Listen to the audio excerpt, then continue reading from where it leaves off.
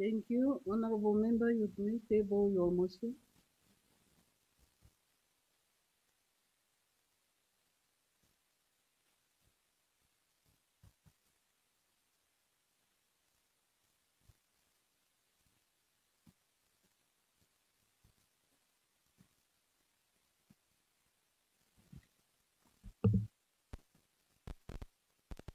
Any notices of motions? I see none. The secretary will read the first order of the day. Introduction and motivation of report. Report of the National Council Standing Committee on Health, Social Welfare and Labor Affairs on the basic income grant. Motion, consultations conducted with Omitara community and other selected stakeholders on 5th August 2024 and the 9th May 2025. Does Honorable Nambodi move the report? Who seconds? Any objection? We agree to Honorable Nambodi table the report.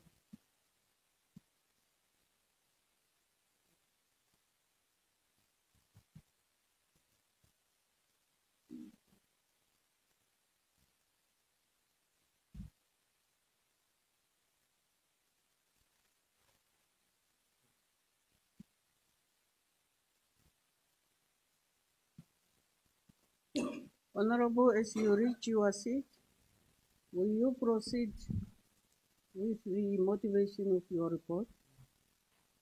Honorable Vice Chairperson, Honorable Member, I seek indulgence of the House to allow me to give this chance for my Vice Chairperson to present that report. I so thank you. Who's your vice? Honorable Emma Muteka. Thank you. Honorable Vice of the Standing Committee of Health, Honorable Muteka, you may proceed, please. Thank you very much, Honorable Vice Chairperson, honorable members. Good morning. Good morning. I rise to motivate the report of the National Council Standing Committee on Health, Social Welfare and Labor Affairs on the Basic Income Grant, better known as the BIC. Motion consultation conducted with Omitara community and other selected stakeholders on the 5th of August 2024 and the 9th of May 2025.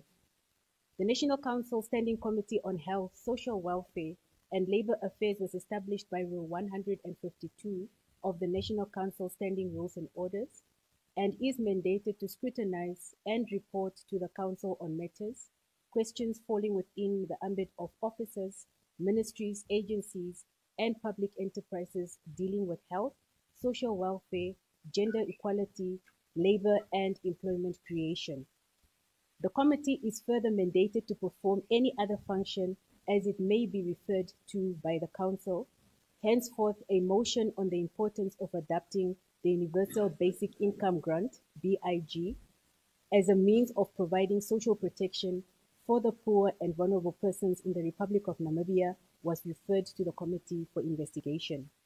Honorable Vice Chairperson, honorable members, during 2005, a basic income grant proposal was made that was aimed at a monthly cash grant of not less than $100 Namibian to every Namibian.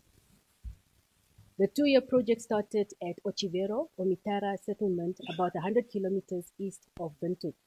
A total of about 1,000 people were registered as beneficiaries, irrespective of their social and economic status. Each registered beneficiary received a grant of 100 Namibian dollars per month without any conditions being attached.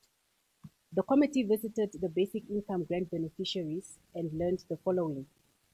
Before the introduction of the BIG, the main source of income at the settlement was the old age pension and the child grants only. However, the status quo changed when the residents started receiving the basic income grant. Economic activities at the settlement increased. Some beneficiaries combined their income and built proper structures with iron sheets, and some managed to send their children back to school. and some also started small businesses such as brick making, selling ice, baking bread, dressmaking, and shoe repairs, which improved their livelihoods. Honorable Vice Chairperson, honorable members, the government of the Republic of Namibia through the Ministry of Finance has various cash transfer programs such as the Old Age Grant, the Disability Grant, and Vulnerable Children Grant, just to mention but a few.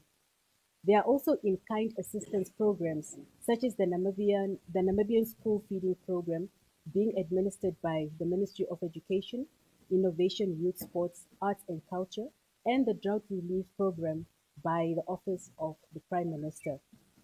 The government further introduced a Conditional Basic Income Grant, CBIG, which is a monthly cash grant paid to vulnerable people. The program transitioned from the old food bank program to a monthly cash transfer program of 600 Namibian dollars per household countrywide, marking its first step towards phasing into the Conditional Basic Income Grant program. The committee realized that Namibia has various social assistance programs. However, they are not synchronized and well publicized to reach the target audience. In fact, some of us are even hearing about this program now. Honorable Vice Chairperson, honorable members, in comparison to the government of the Republic of Botswana and the government of the Republic of South Africa, all three countries have similar assistance programs in place. The committee learned that additional to social grants, Botswana has what they call a Youth Development Fund, YDF, that aims to create sustainable employment opportunities for young people through development sustainable projects. The development fund is for the Botswana citizens aged between 18 and 35 years, out of school youth, unemployed youth, and unemployed youth earning less than 2,500 pula, which is round about 3,422 Namibian dollars per month. The program encourages out-of-school, marginalized, unemployed, underemployed youth to venture into sustainable and viable income-generating projects. The program also further assists the youth with startups and expansion capital by providing 50% loans and 50% grants. Honorable Vice Chairperson, honorable members, we commend the government for the various social assistance programs in place. However, we have observed that there are no programs in place that target the vulnerable people in the age group from age 19 to 59, unless if the person is living with a disability. Thus allow me to amplify what the chairperson of the National Council Standing Committee on Education, Science, ICT and Youth Development has stated in her motivation speech yesterday or the day before that, on the 15th of May, 2025, that there are challenges in the economic empowerment, particularly in access to funding and sustainable business opportunities for the youth. Social assistance has proven to be one of the most effective pro-poor programs that protect vulnerable people against poverty. Thus, in South Africa, there is what they call a social relief distress, SRD, grant that cushions individuals aged between 18 to 59 who are unemployed, and these individuals are not catered for in the social assistance program. The grant, however, prohibits persons who are receiving social grants from receiving the social relief of distress simultaneously. Any person who receives both the social relief and the grant at the same time must repay the value of the social relief of distress received. Honorable Vice Chairperson, honorable members, as I'm concluding, allow me to emphasize that poverty is a multi-faced issue, and it is critical and crucial to understand that the poverty status of vulnerable groups to ensure that they receive the support and the protection that they need. As a committee, having looked at the impact of the BIG pilot project and the lessons learned from the Republic of Botswana and the Republic of South Africa, we are of the view of the following: that the government should establish a one-stop agency to ensure effective and efficient administration, management and payment of social grants, to explore various revenue collection innovative or initiatives to supplement their budgetary allocations, to scrutinize all social grants to eliminate oversubscription, and to implement sustainable programs for vulnerable people in age group 18 to 59, not catered for by the current grants. Honorable Vice Chairperson, honorable members, we are all going to the polls in November. I implore the members that serve this committee to continuously monitor and follow up on this very important task until every Namibian is taken care of. Allow me to quote our President, Her Excellency Netumbo Nandi-Ndaitwah, who said, and I quote, "We are too few to be poor," end of quote. Also, allow me to quote the President of Botswana, His Excellency Duma Gideon Boko, who said, and I quote, "How can you sleep as a president when young people are unemployed? No sleep until the lives of our people change," end of quote. Having said that, I humbly request honorable members to support the report with recommendations attached to it. I thank you. Thank you, Honorable Imam Tete. Any further discussion? I see the hand of Honorable Mbangu. Thank you, Honorable Vice Chairperson and honorable members. I want to thank the committee, the National Council Standing Committee on Health, Social Welfare, Labor Affairs on the Basic for carrying out that study at Omitara. And I want to bring this under the attention of this House that I sponsored the motion to the National Council. And when I presented that motion to the National Council, I gave reasons. Why do we want the cabinet or our government to implement the basic income grant? And then this House unanimously agreed with those reasons. That's why it was referred to the committee. Expectation for the committee is to advise the government on how can we implement it. But when you look at the recommendation here, the committee is just playing with words. There is no tangible recommendations that will compel government to implement the basic income grant. I'm very much disappointed. I must be very honest and I must be very frank. The committee members are councillors, are regional councillors, who's supposed to know better, to understand better the reality on the ground, the suffering of our people on the ground. I'm just disappointed because the committee is talking about the already grant that has been issued in Botswana, South Africa, Namibia. We are aware of that. We are also aware of the fact that the Ministry of Gender Equality rolled out the conditional basic income grant in urban areas. And the committee is supposed to know better that even the rollout of the conditional basic income grant by the Ministry of Gender, the decision was ill-informed. Because when you look at the multi-dimensional poverty index, the reality of the matter today in Namibia, poverty is prevalent in rural areas compared to urban areas. Even the decision of the Ministry of Gender to roll out the conditional basic income grant in towns only was ill-informed. People in the rural areas are suffering more than even the ones that are in town. And that's a reality, and that's a fact. That's a fact. Councillors from urban areas, Okahanja, Windhoek, maybe you have a different view, but that's a fact. You can only dispute that with scientific evidence. Look at the multi-dimensional poverty index of this country. It's very clear. The poverty prevalence in rural areas is 70%, in urban areas 30%. Those are scientific evidence, statistical data. Now, my opinion was to roll out the conditional basic income grant to all citizens in town plus rural areas, not to include any sector of society. Anyone who's suffering, anyone who's unemployed, anyone who don't have an income, whether that person lives in town, whether the person lives in rural areas, they must benefit from it, as opposed to rolling out a grant that is selective. And the recommendation here, you are talking about one-stop agency. The government must propose amendment to introduce new taxes, but the message is not coming out very strongly to say that government must introduce income grant in this country.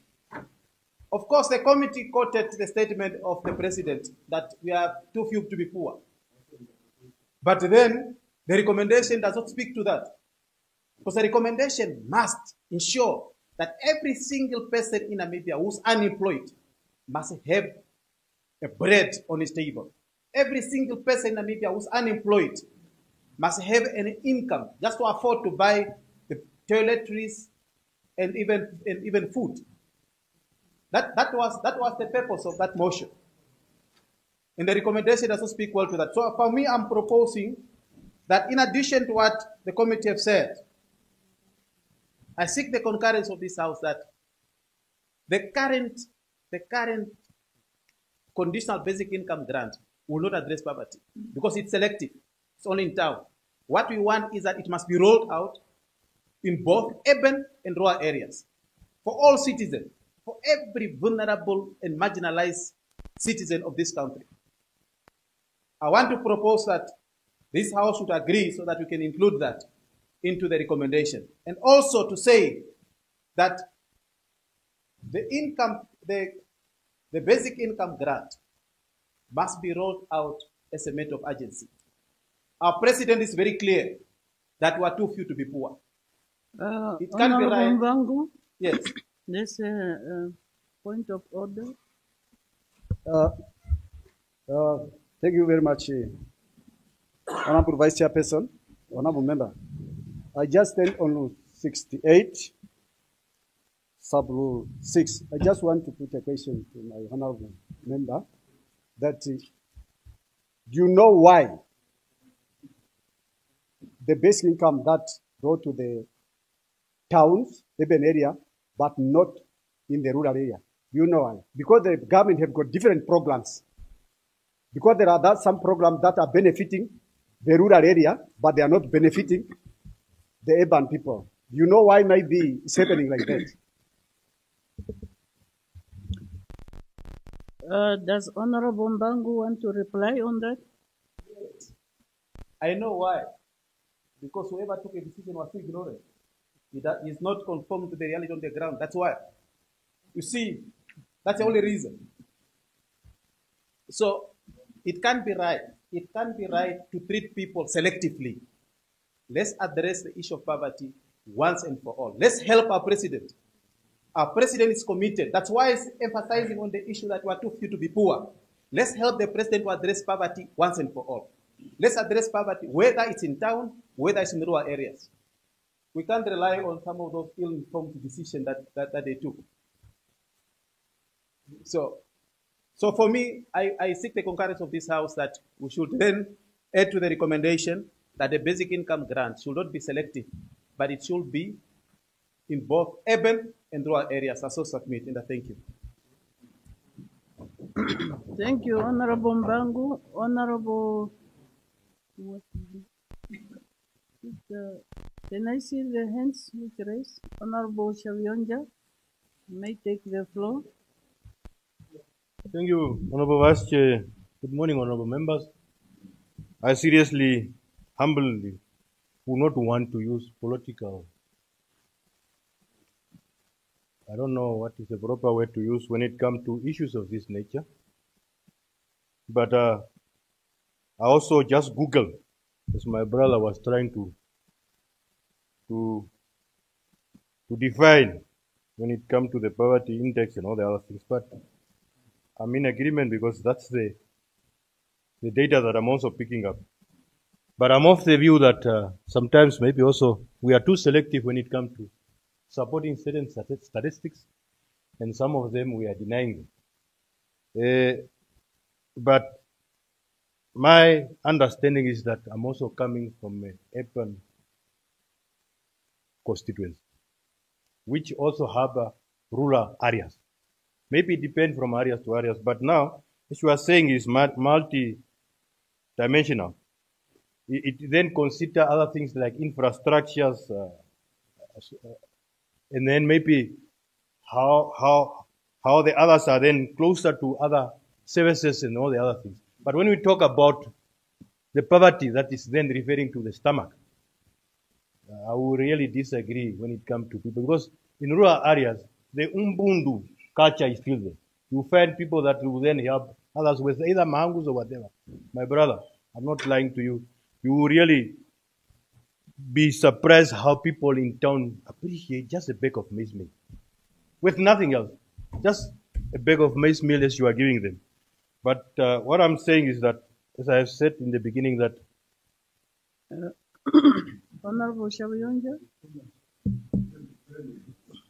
you may take your seat. Honorable Mbangu, Honorable you Vice Chair, stand on the order. under Rule 68, Honorable Chair, 5, point of information. Honorable Chavionja, there is no such a thing such as a good poverty. There is no such a thing such as a good suffering. There's nothing like that. You are saying that the poverty in urban area is better. No, in rural area is better compared to urban area. There's nothing like that. That's what you said.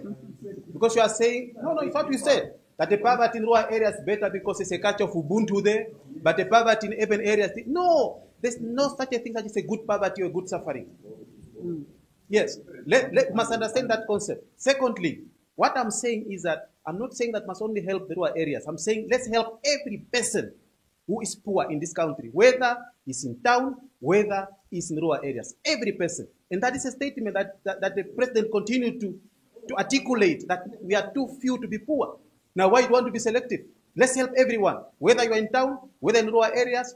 Those that are suffering must get the basic income grant. They must get to serve as an unemployment allowance. I so submit. Honorable Shavionja, do you want to reply on that? I think I will just continue with what I was saying, because the gentleman or the member doesn't want to hear what I'm saying. So I will just continue. I did not say that which one is better than which one. Maybe it's just common sense. You must then differentiate what I'm trying to say, that I'm referring to the suffering when it comes to what we are giving them at this stage. So that's why I even said I'm going back to my first statement, that I will not really want us to politicize a matter of this nature, because seriously, as representative of our people, all of us understand how our people are suffering when it comes to this. I'm also in agreement that maybe as a committee that was then assigned, we need to see to it how they can incorporate what we think were somehow omitted to an extent to strengthen the report. And then with that, then we can then engage. But I believe sometimes as government, there are times that we just come in at a very short period to see how we can then save people, because that's the understanding. Our understanding is that nobody should die of hunger. So some of this small intervention, it's more of thinking that there is this issue. How do we then get involved? It's not really that it was then the only way how to solve this problem. So, and also this even basic income grant will never be a permanent solution to our people's problems. I believe it will also just be a short-term solution, because people will not just survive from what we are giving them to eat. We need to then help them to an extent that they can also help themselves going forward. Maybe that's where the food issue, local production of food that we are talking about coming in. But all in all, our people seriously, what we want the nation, or maybe the people responsible, is that this issue of hunger is a very serious issue. Currently, maybe as an example, in my constituency, I'm covering close to 3,000 households on drought relief programs. When you take the rural and the peri-urban one combined, but seriously, you don't even solve problems. You thought that it's a big amount when you're comparing it to the amount of people that you are having there, but we need to work on a permanent solution, maybe going forward, and that will then leave it also maybe with the committee, and then the responsible ministry to see how they can work on something, a modality that will then be a permanent solution. But seriously, what I only wanted to say is that you have done your part. As much as we support what you have done, maybe let's see how we can then incorporate issues that are then coming up, and then we make it a holistic report. Thank you. Thank you. Honorable Shavionja, any further discussion on the report?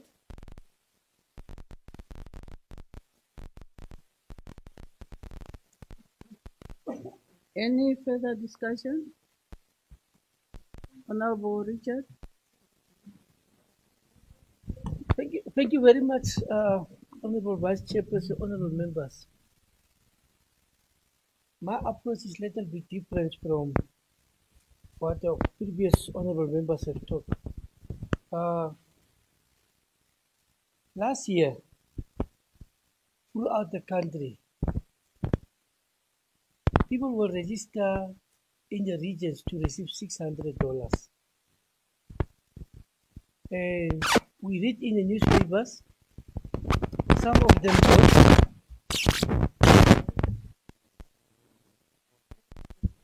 we learned that some of them got the $600, and we believe that it is part and parcel of the conditional basic income grant.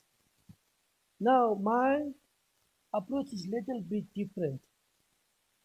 If it is possible, that the committee also go back to find out from Ministry of Gender why only certain part of the people have received the grants.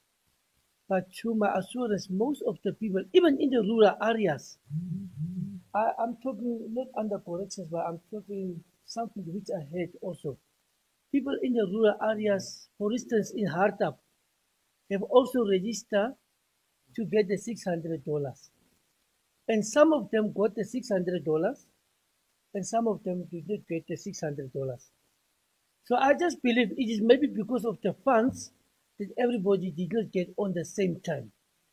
Therefore, maybe the committee must just maybe go back whilst he's going to present this beautiful presentation to the minister, that the minister must follow up that everybody that feel he or she is vulnerable must receive it. I raise my case and I support it.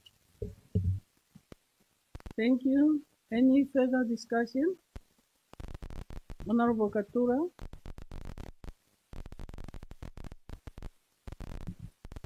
Thank you very much, Honorable Vice Chairperson, Honorable members. I am a bit confused. I have to be guided through this process in terms of the basic income grant. You see, I know that people have been registered for this food relief program. And currently, if you go to the regions, you find that there are still people who need to be registered. And nobody refused, nobody said that I don't need to be registered. Every homestead wanted to be registered. And now, where do we draw a line?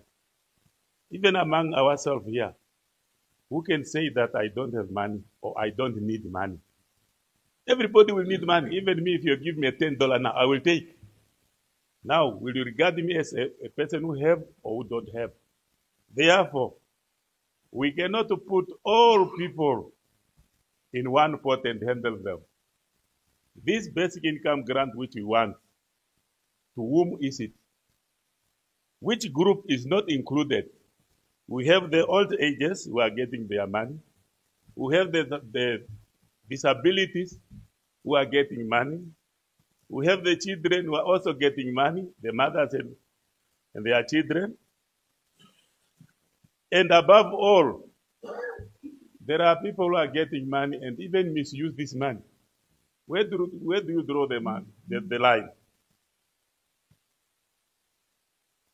For me, if we talk about the multidimensional poverty index, that index which tells that this one is poor, this one is rich, if you don't have shoes, then you are poor. Is it true? Because that indicates if you don't drive a car, it's poor. What I mean here is we have to.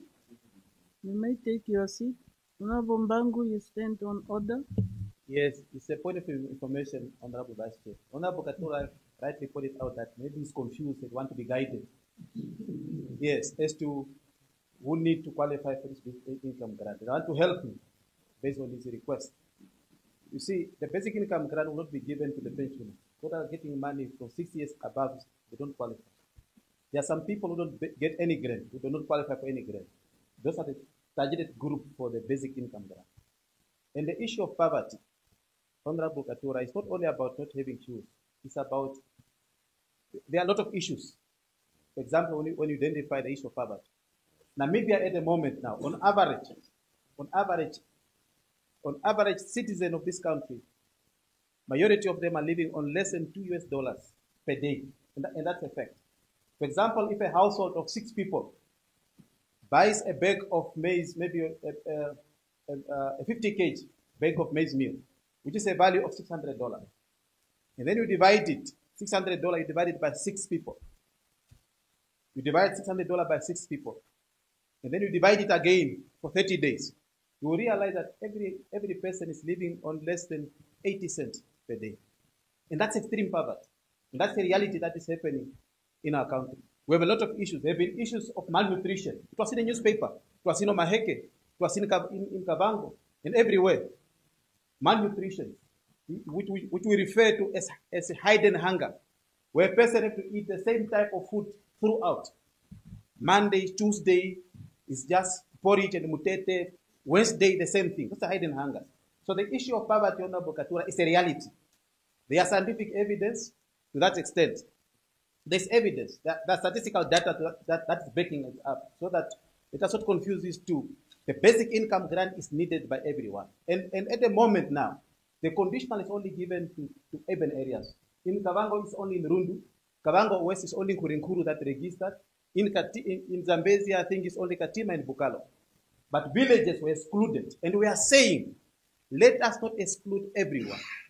Others, let's include everyone. Let it be an inclusive program for everyone. And we can afford to give $600 to every unemployed citizen in these countries who is below 60 years old. We can afford to do that. So submit. Honorable Katura, do you want to reply? Thank you, Honorable Vice Chair. There is no different what he said and what I said. There is no different at all. You see, the concern here is we want to know who need this money. Who are those ones, apart from these ones who are getting these different grants? You see, it's very important to be proven correct or wrong by a research. You see, if I say my people are suffering, I have to bring those people who are suffering forward so that it should be an evidence that these are the people I'm talking about. Therefore, for this house, maybe, we have to find out now who are those people we are referring apart from the ones who are getting. Because as I said, I fail to understand if I'm not directed to the result to see these people in a nutshell.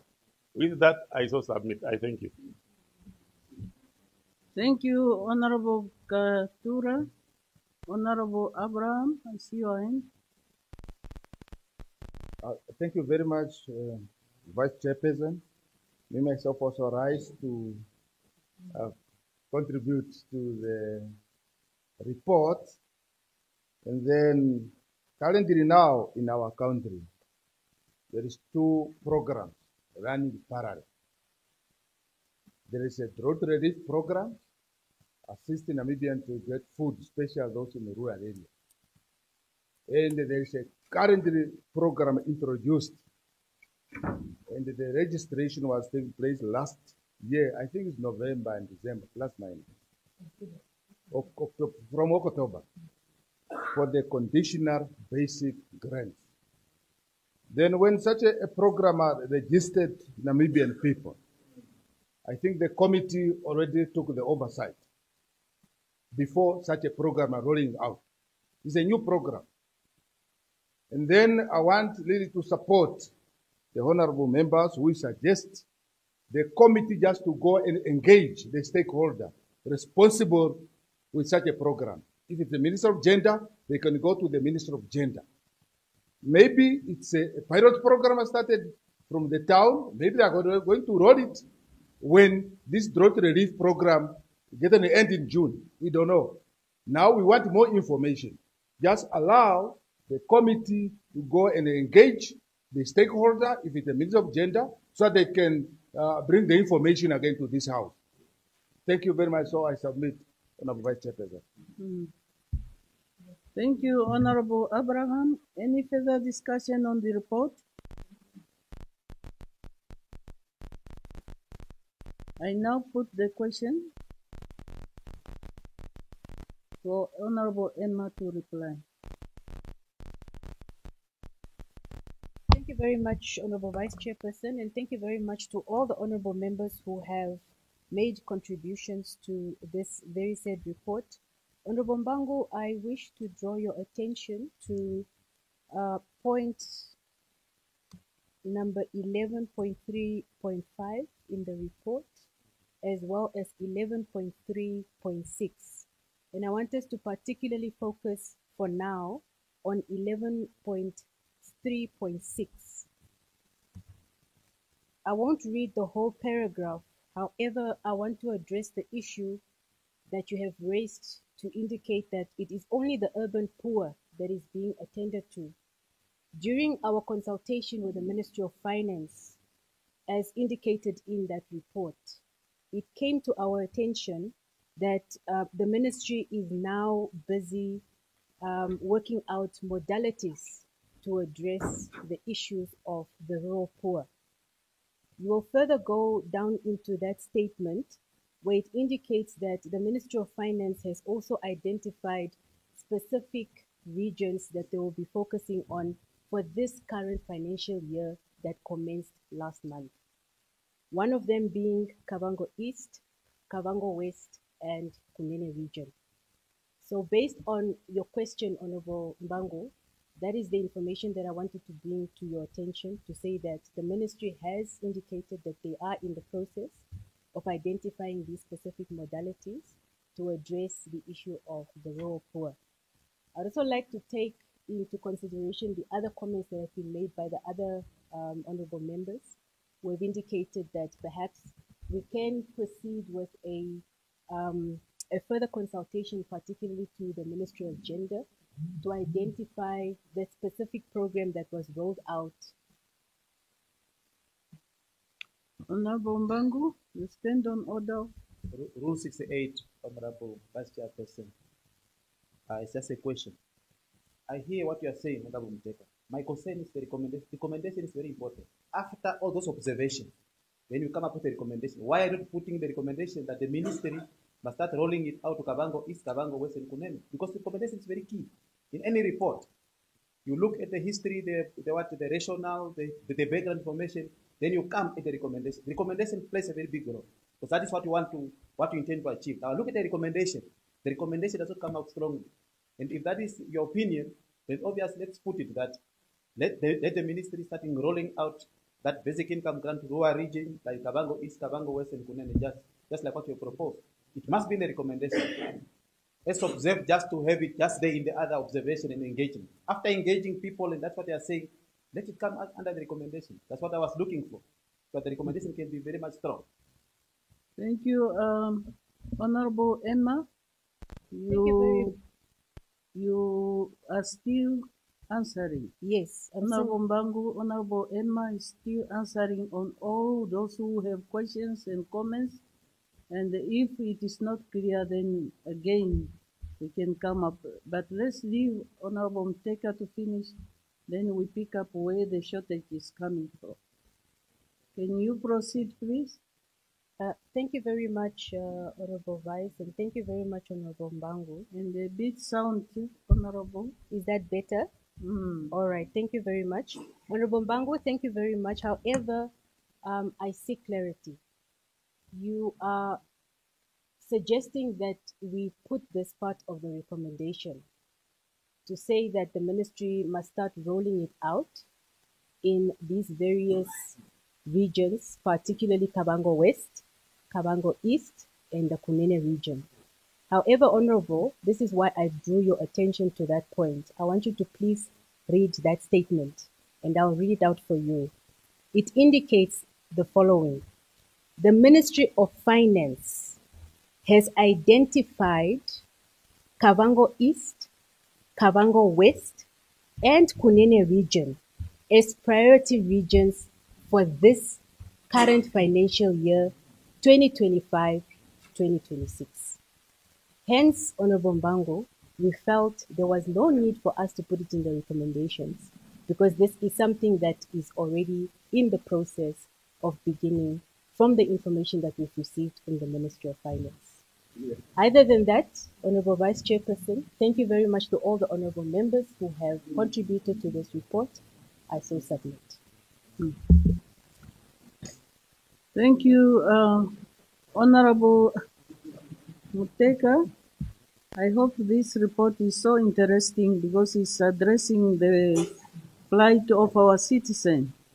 That is why it is so important that all what we have recommended and all what we have just mentioned in the chamber can be put in.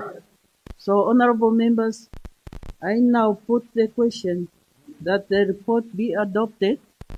Any objection? Honorable Abraham. Thank you very much, Honorable Vice Chairperson.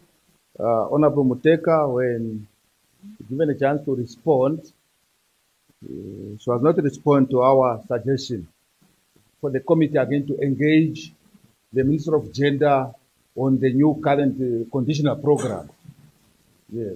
Honorable Abraham, I still have to engage you. Honorable Abraham, may you rise? Put your mic on. Honorable Abraham, I was on the question that the report be adopted. Are you objecting the report not to be adopted? No, I'm not objecting, Honorable Vice Chairperson. You may take your Only seat. that I was need information. You may take your seat. We are through with the information. We are on objection. Now that there is no any objection, we agree to. Thank you.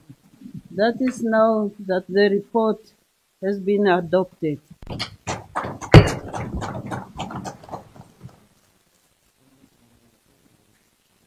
Honorable members, the Secretary will read the second order of the day.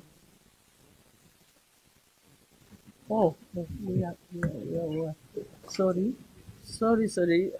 Honorable members, I seek the concurrence of this House that we have come to our time to break.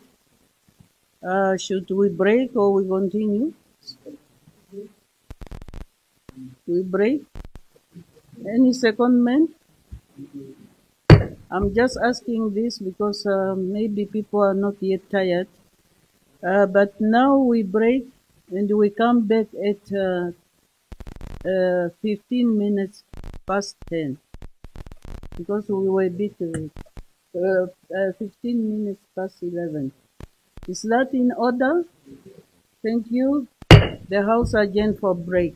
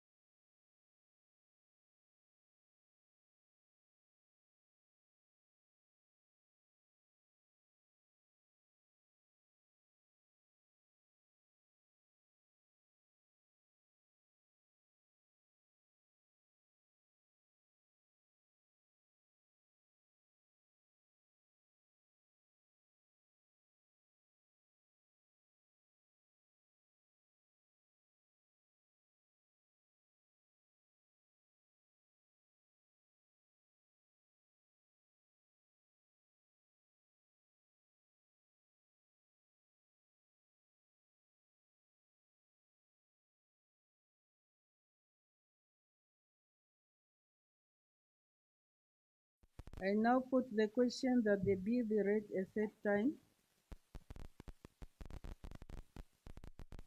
Any objection? I see none. We agree to. Thank you. The Secretary will now read the bill a third time. Judiciary Amendment Bill, Bill 1 of 2025. Honorable members, the Secretary will read the third order of the day.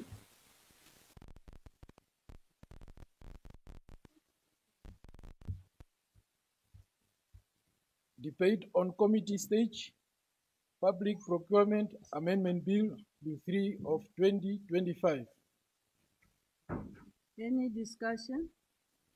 See the hand of Honorable Emma Mteka. Honorable. Thank you very much, Honorable Vice Chairperson.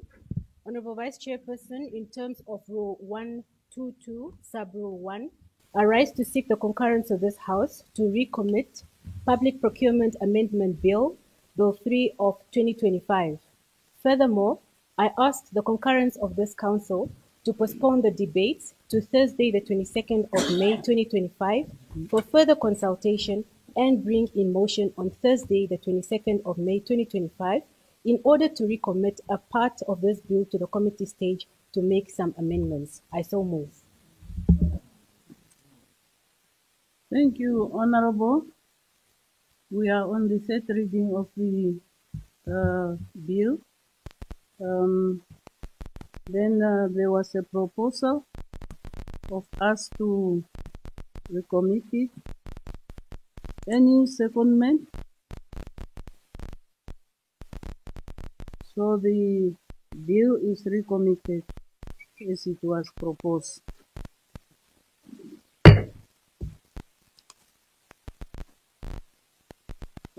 Honorable members, the Secretary will read the fourth order of the day.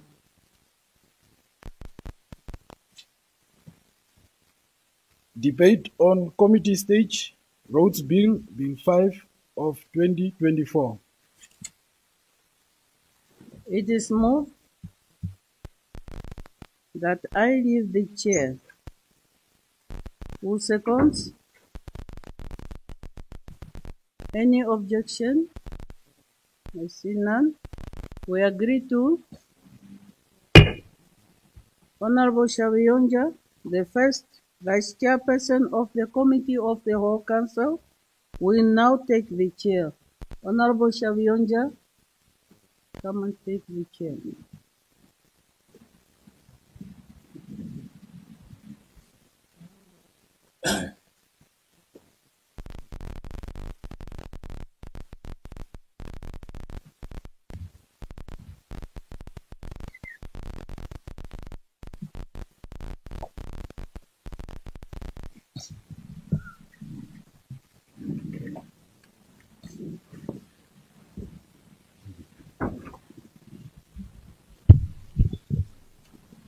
Very good afternoon. The Committee of the Whole Council is called to order. It's not already to 12. Okay, good morning. The Committee of the Whole Council has to consider Road Bill, Bill 5 of 2024. I shall now put clause 1. Any objection? Any discussion? Any objection? I see none. Agree to. I shall now put clause 2 and clause 3. Any discussion? Any objection? I see none. Agree to. I shall now put clause 4, clauses 4 and to 11. Any discussion? Any objection? I see none. Agree to.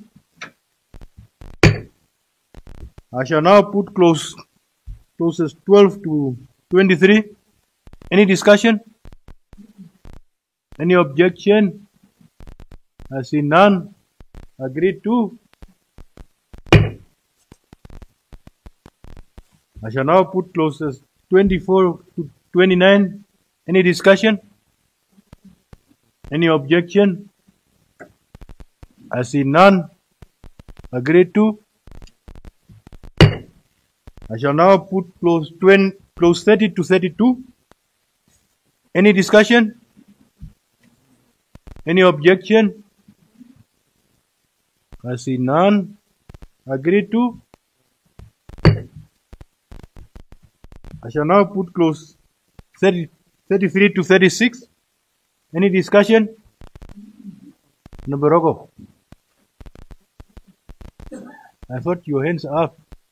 Okay. Any objection? I see none. Agreed to. Shall now put clauses 37 to 39. Any discussion? Any objection? I see none. Agreed to. I shall now put clauses 40 to 41. Any discussion? Any objection? I see none. Agreed to. I shall now put clause 42 to 46. Any discussion? Any objection? I see none. Agreed to. Shall now put clause 47 to 53. Any discussion? Any objection? I see none. Agreed to. I shall now put clauses 54 to 58. Any discussion? Any objection? I see none. Agreed to. Shall now put clause 59 as amended by the National Assembly. Any discussion? Any objection? I see none. Agreed to. I shall now put clause 60. Any discussion? Any objection? See none. Agreed to. I shall now put clause 61 to 68. Any discussion? Any objection? I see none. Agreed to. I shall now put Schedule 1. Any discussion? Any objection? I see none. Agreed to. I shall now put Schedule 2. Any discussion? Any objection? I see none. Agreed to. Shall now put clause 69, the short title. Any discussion? Any objection? I see none. Agreed to. Honourable Member, I shall now report the bill without amendment.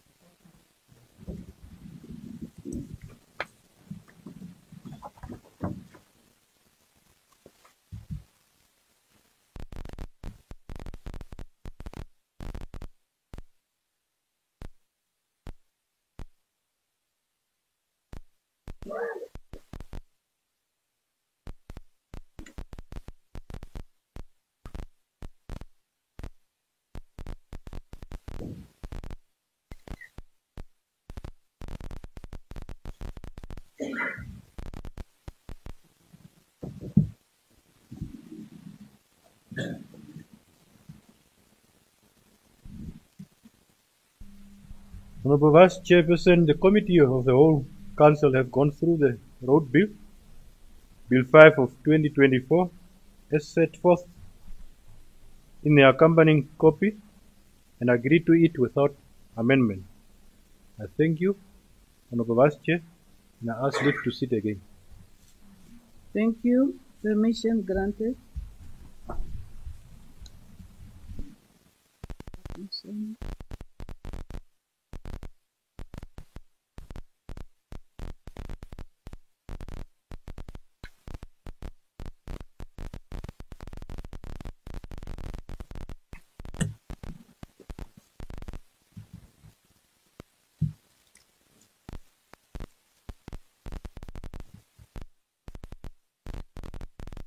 Thank you, honorable members. The Secretary will read the fifth order of the day. Resumption of debate on committee stage, Appropriation Bill 6 of 2025. It is moved that I leave the chair. Who seconds? Any objection? I see none. We agree to Honorable Shavionja, the first Vice Chairperson of the Committee of the Whole Council, will now take the chair. Honorable Shavionja.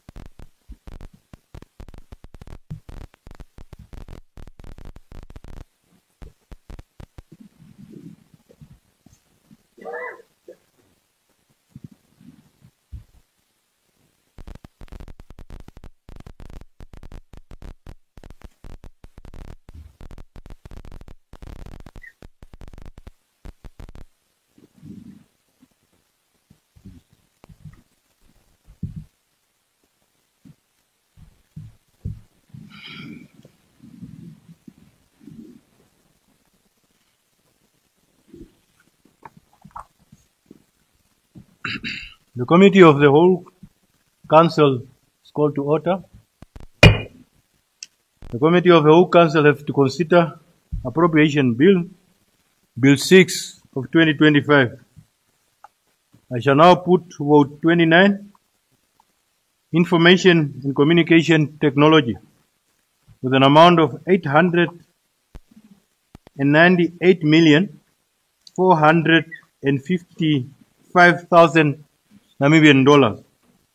Any discussion? See the hand of in that order, Honorable Bangu, Honorable Garondo. Any other hands? Honorable Richard, Anguo, and Nambondi. You guys see?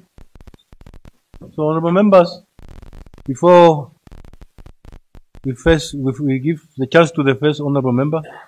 Yesterday we agreed on 5 minutes. Are we then sticking to the 5 minutes?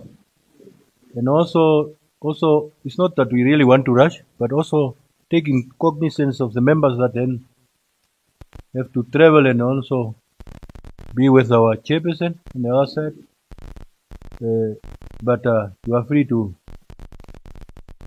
debate, because these are also equally serious matters.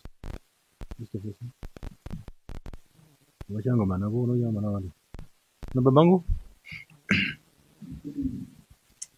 Thank you, Honorable First Vice Chairperson of the Committee of the Whole Council, and honorable members. I rise to make a contribution to Vote 9, Ministry of Information Communication Technology, with a budget of 898,555,000. But before I start, I want to applaud the staff of the MICT Ministry, especially the staff, MICT staff in Kavango East region, for the wonderful job that they are doing, that despite the little resource that they have, at least they are visible in the region, and they are capturing most of the event that is taking place there. Last year, the officials trained some of the youth in Rundu in computer literacy, which is a very good thing. And we want to commend them to continue doing the good job. Honorable members, last year, the ministry received 702,532,000. And this year, the budget has been increased with 195,923,000. And I hope with this increment, the ministry will be able to address the issue of network connectivity in the regions. In 2021, CREN submitted its position paper to the Ministry of Information in line with the cabinet decision. Now, in that report, CREN pointed out that 1,400 schools do not have connectivity. And in that report, CREN also carried out a gap analysis which indicates the disparities within the network connectivity among the 14 regions. And in that report that was submitted to the ministry, CREN then pointed out, in the report indicated that the Kunene region, Kavango West region, Kavango East have the poorest network, according to the report, the CREN report of 2021. And those are scientific evidence.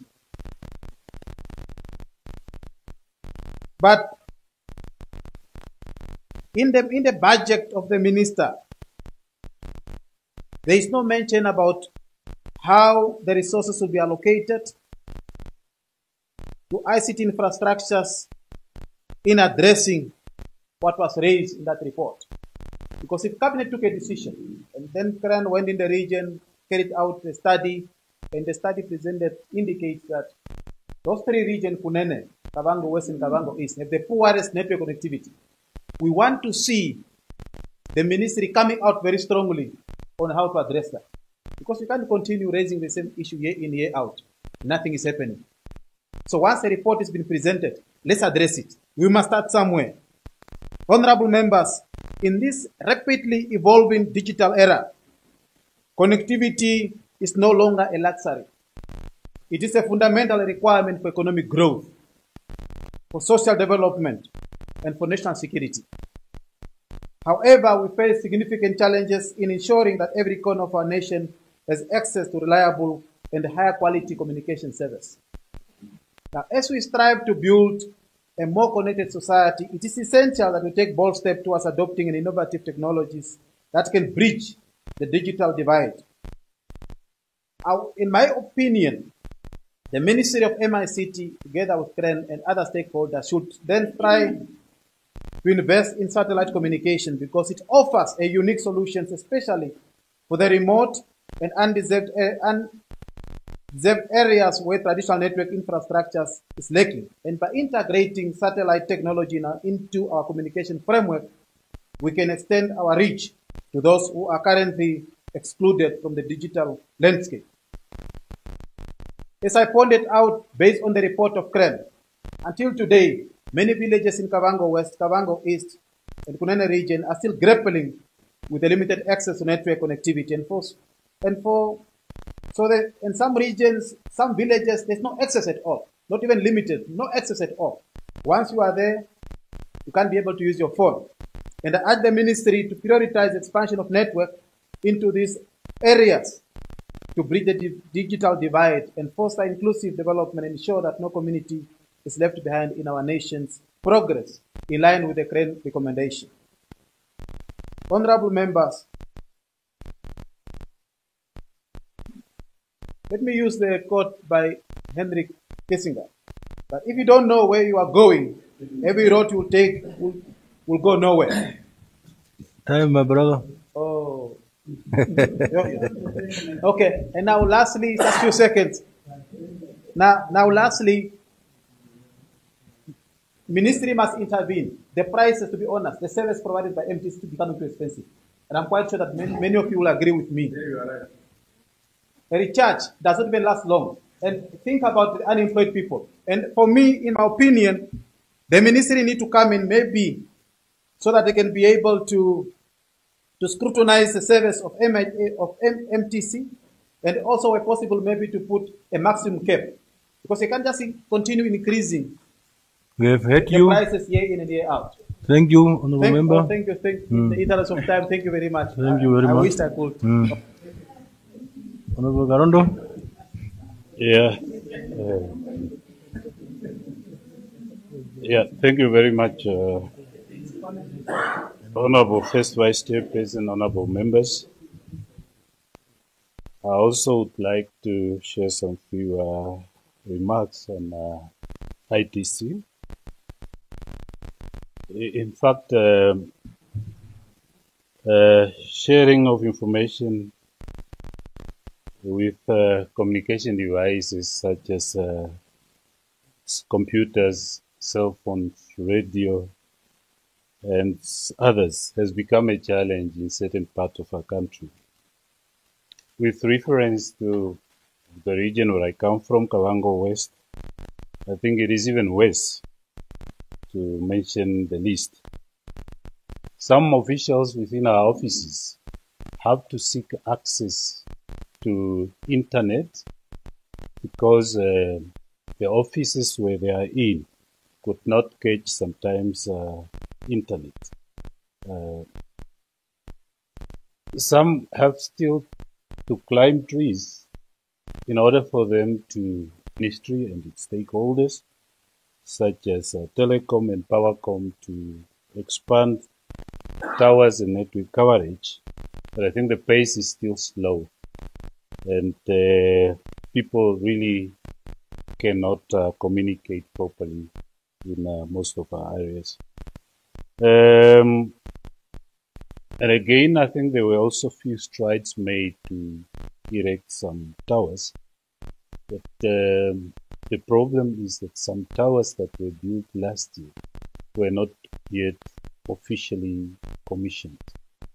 My appeal there is that at least once a tower has been erected, let it not take more than 3 months before it is commissioned, so since people need its services.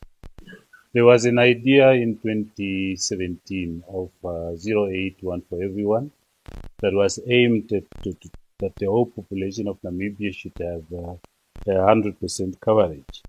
But that idea died, so we do not know what really happened that the idea died.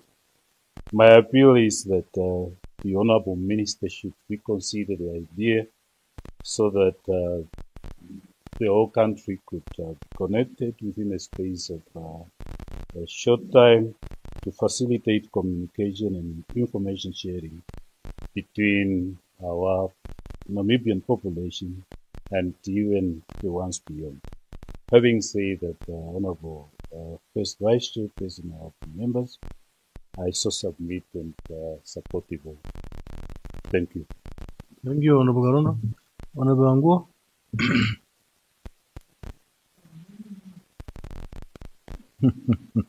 Now you have your 5 minutes.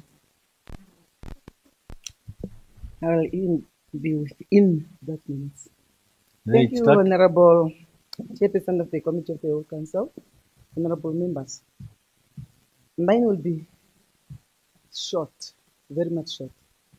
Honourable Chairperson, I will fail my duty if I didn't contribute in this vote 29, about information and communication technology, because we have, as other members alluded, like Honourable Karen and others, there is a problem once it comes to network at our regions.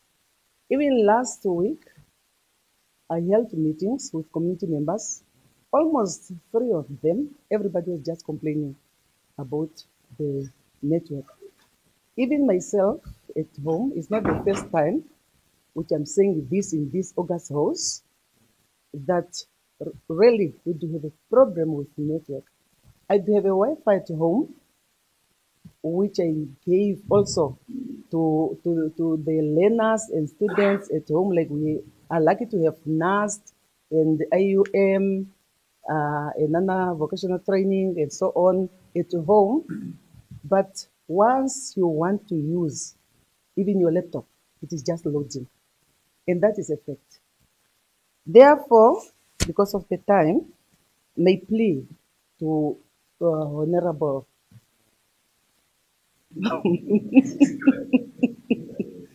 the young one,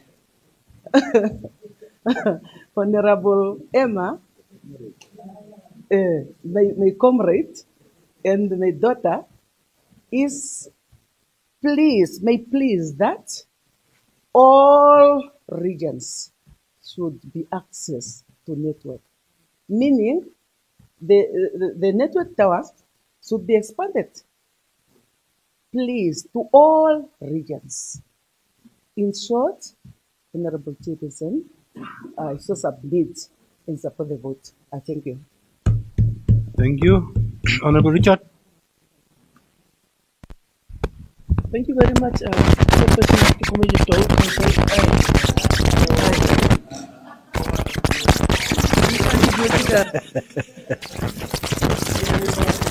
Can you use the other one? Please use unless if Honorable Gatura is judging you to use it. You can use the one of Honorable Gatura. Yes. Thank you, Honorable Chairperson, the first Chairperson of the Committee of the Whole Council, Honorable members. I'll also allude the same thing to say, I will be very brief. Number one, we really appreciate what the Ministry of ITC is doing when it's training young people, especially in the regions, because nowadays, everything has become digital. And especially when they have applied even for Census and Electoral Commission of Namibia, most of the people were asked to apply online. So it is a great thing that the ministry is steering up. But the only thing is that it must also provide in the other constituencies maybe extra computers and necessary attachment like the printers and things so that people can scan and submit their things online from the constituency site, because everybody cannot afford and go and pay that little amount of money. That is number one. And we want to thank our Honorable Minister Emma Muteka also. You know, all of them are Emmas. You know, all of them are RDC. So, on the other hand, one day I traveled in the north, and I realized there was an area for almost for a kilometer. There was no network. And I realized that when maybe, for instance, an accident is going to take place, how could this person be assisted quick as possible? Because there is no network at that surrounding area, almost for a kilometer. And I was so very scared, and I say, but why can't the network not be enlarged? So we just appeal to our Honorable Minister to look into that matter as serious concern. Because nowadays, without network, and you encounter anything, and there is no network, you are going to suffer really. And in conclusion, where I'm coming, Honorable First Chairperson, that week, I just want to talk about MTC. You see, MTC got so many programs nowadays, but I realize you, and that is not good. If MTC must say, if I give you $5, I will reclaim my $5 when you recharge, but not to add extra cost on top of that number, whatever thing. So that is basically MTC must register herself as a cash loan. On the other hand, or she must decide what she wants. But to give a person, an ordinary person, $10 credit, and you take $14 from the person when he recharges, that it does not make sense. So therefore, I'm asking also the minister or CRAN to look into this matter, because the person does not have that. It is just a reference that this person cannot afford every day that amount of money. So let the minister also look into that matter, or CRAN also look into that matter, because MTC cannot become a cash loan. And last but not least, I'm just appealing again to my Honorable Minister of ICT. Please, I see the budget has been increased. Please let the network towerings be set up all over Namibia. I thank you. Thank you. Honorable Nambondi.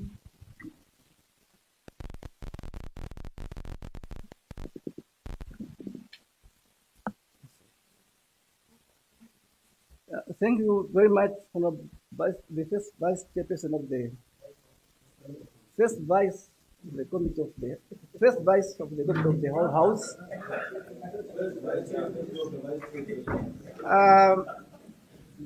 I'd like to partake also and raise my view and the concern regarding with the Ministry of Information, Communication and Technology. Honorable Member, information is power. But this statement is only durable if you are staying nearby or in a coverage network. But it's not, that statement, it will be useless. Some villages are still not covered by network, and this make difficult for our community there, and life has become so difficult for them. Yes, we should not carry much more money nowadays because there are speed points. But if you are staying in the village where there is not network connectivity, it forces you to carry that amount of money. And the church these days and the robbers, they are working on you. But this one is only that one is only force you because there's no other way due to that network connectivity. School activities, learners and teachers, they cannot able to do their school activity well if they are not in network coverage. In villages there, Ministry of Agriculture, they are doing better by constructing auction cloth. But again, it's so difficult if you go there with cash on the way there, or even on the way to go or on the way to come back. Church, they will attack you because they know that you are having money. I therefore request Ministry and Telecom to let more Ministry and Telecom to elect more towers so that we can keep that problem of net or that problem of church and so on. With these few remarks, Honorable First Vice, I so submit. And I thank you, Honorable Lukaisi. Honorable First Vice Chairperson of the Committee of the Whole Council, honorable members, I join others on this important vote on information communication technology with an amount of 898,455,000. Communication is very important. Communication is crucial. We need communication in all regions as it's lacking. But let me first appreciate the ministry. It has tried its best, but a lot needs to be done.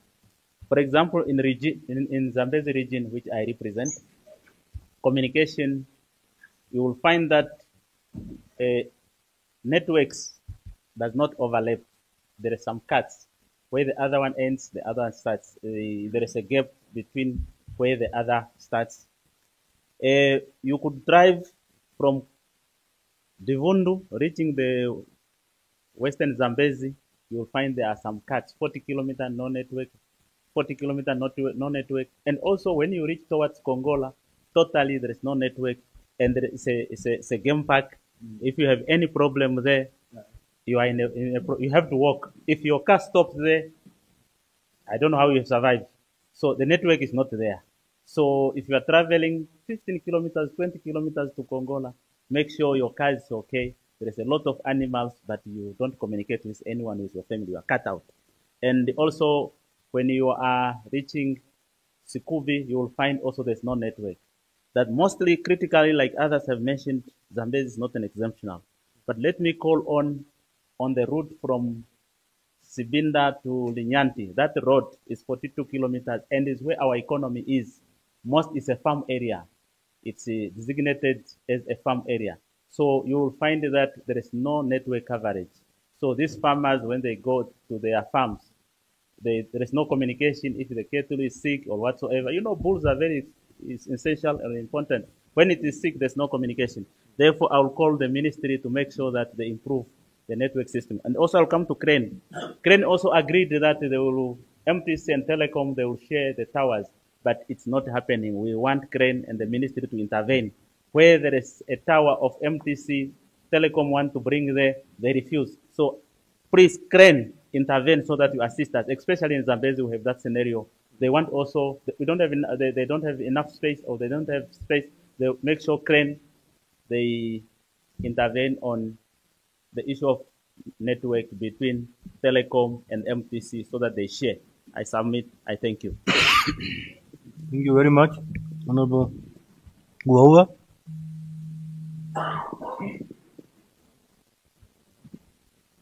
Thank you, Vice Chairperson of the Committee of the Whole Council, the first Vice Chairperson.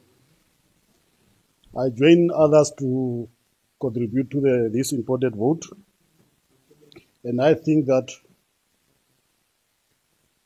the issue of network is nationwide. It's just not in certain regions like Kavango West and East. It's all over. And I call upon the ministry to see to it that all regions are covered. Honorable First Vice Chairperson, there is an issue of MTC, whereby when they are connecting these new towers, and they are always mentioning of say that they increase it to 5 gigabytes or whatever that they are increasing to. So which means the other ones is always being disadvantages where the network is now a problem in the regions. And the MTC have to look into that. And the most important thing, I know that the honorable member will even support me here. The staff members of MTC, especially those that are working in the field, when they are operating with their phones, wherever they are, their phones are on their own network. And I call upon the Minister of MICT to look into that so that each of every honorable member, because we are regional councillors in the constituencies, and most of the time they are in the remote areas. And might be even the president will even wants to call you to talk to you, but your network is not there. And I call upon the minister to look into that in order for the MTC even to give all the honorable regional councillors those devices so that we can operate with it. Because even you might even think that the people in the constituency are looking for you. There's a problem that you need to attend to, but there is no network. But if you happen to be in power with that device, there will not be excuse of not attending to your job or even to answer the call of the president when he's looking for you. And that is my humble request, and I know that the honorable member will support me into that. Thank you. Very much. Any further discussions? Honorable Labuskachni. Thank you, Honorable First Vice President of the Committee. First Vice President. Honorable Member. You may be the first Vice President.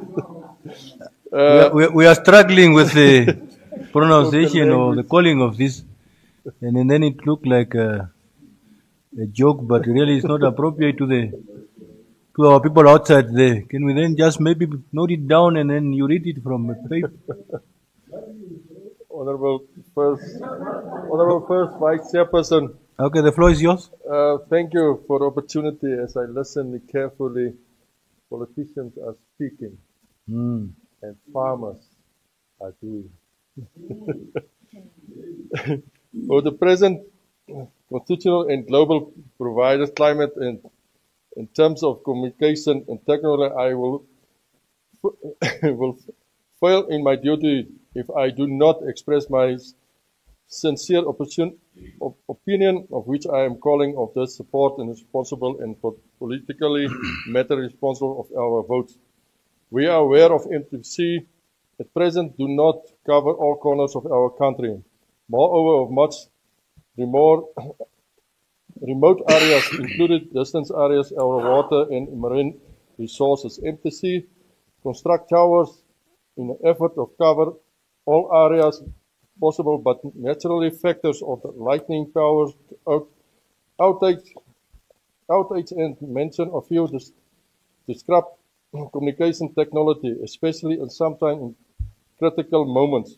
When a aforesaid happens, we are cut off from the communication of which affect a lot of aspects, business and interrupted in emergency services delivered in directive e-service delivery is hindered, as I said, in the functioning of economical opportunity coming to a standstill. Our fishery industry and inhabitants along the Kunini River struggle with communications because of a lack of MTC coverage in those areas. The barrier of communication results in a situation where we cannot safeguard our natural resources from being stolen. Honourable First Chairperson, honourable members, what is the reason of our government cannot engage the service force from Starlink to improve the communication technology sector and bring it on a par from our African countries in a global village? Bringing Starlink in our communication technology certainly will ensure effective e-service delivering to the public in private sectors as well as communication with other role players. Starlinks require less or non-human labor and explore of natural factors. In this, any reason why the government cannot bring Starlink into Namibia? Not long ago, our former president Bumba invited Mr. Elon Musk, the CEO of Starlink, to consider opening an office in Namibia. His Excellency Cyril Ramaphosa of the neighboring South Africa, which is a central economic power, invested Mr. Starlink to open an office in South Africa. Nearly 20 African countries are using Starlink already. Now it seems more are likely to follow. Therefore, I am strongly calling to support the following lawmakers representing our constituency to support me to call on this government to bring Starlink to Namibia. What is the special about MTC? What harm will Starlink bring to MTC other than improve the communication technology in line with this global trend? So I thank you. Any further discussion? Any objection? Honorable? Okay. I see none. Agreed to? I shall now put vote 36, Gender Equality and Child Welfare, with an amount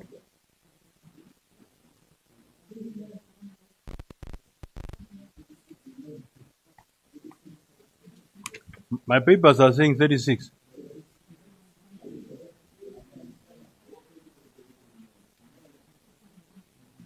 Let me repeat myself. I shall now put vote 36, Gender Equality and Child Welfare, with an amount of 473,597,000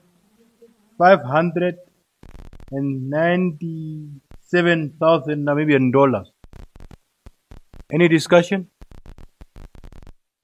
Honorable Gunaihe, Honorable Lugaisi. Gunaihe first. Just in that line. Thank you very much, Honorable First Chairperson of the whole Council. I want to contribute briefly to the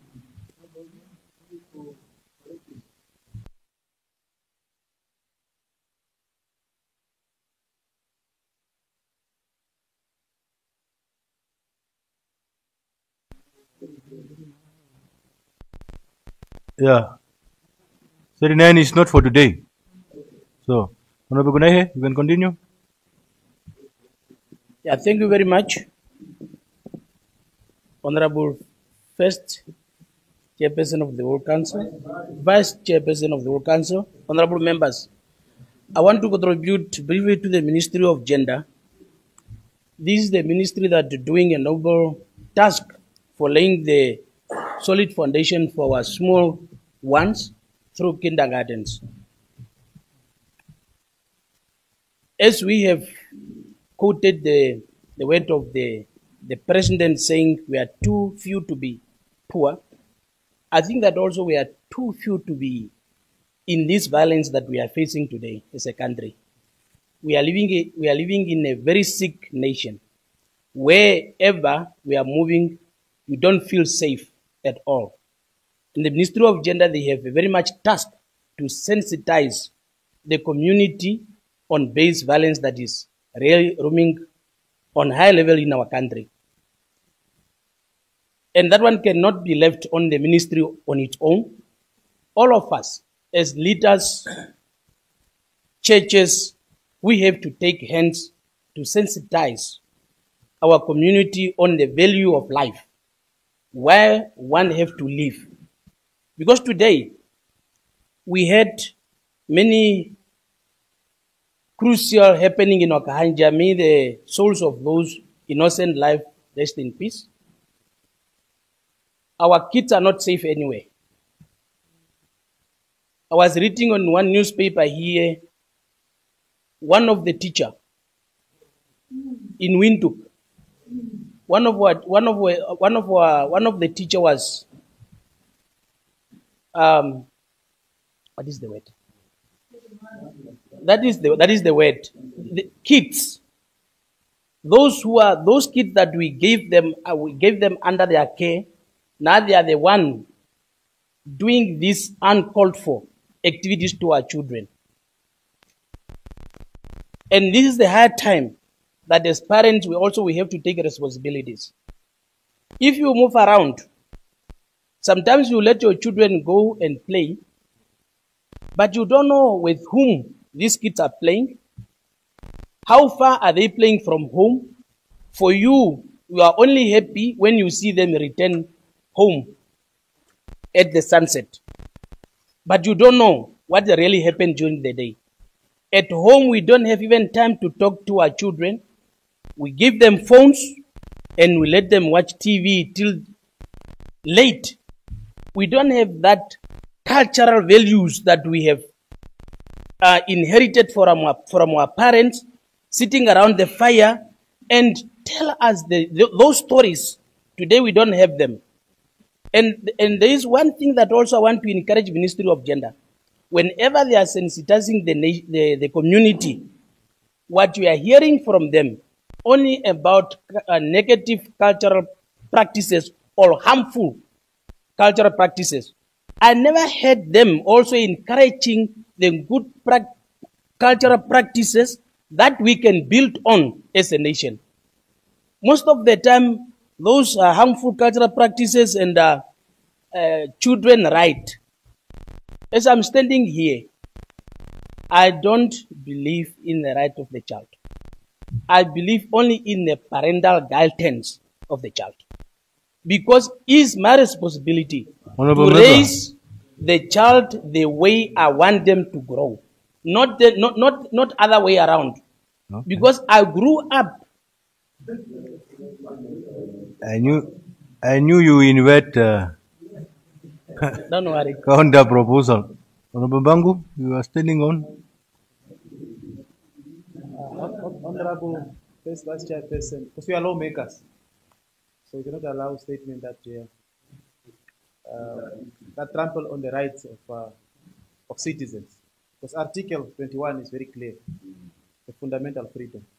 So I think the Honorable should just withdraw, not to say that you don't believe in the right of children.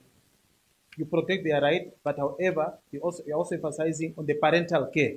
But to say that you don't believe in the right of children, I think that one it's against the oath that we took this morning.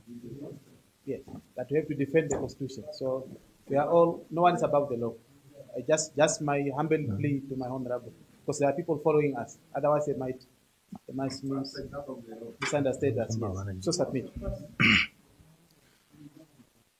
Honorable Gunaye.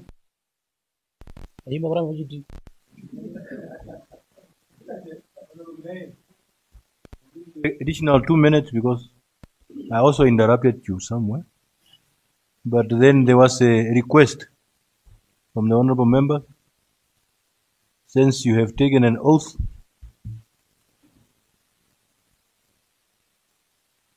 you can continue. Yeah, thank you very much. On that one is what the Constitution says.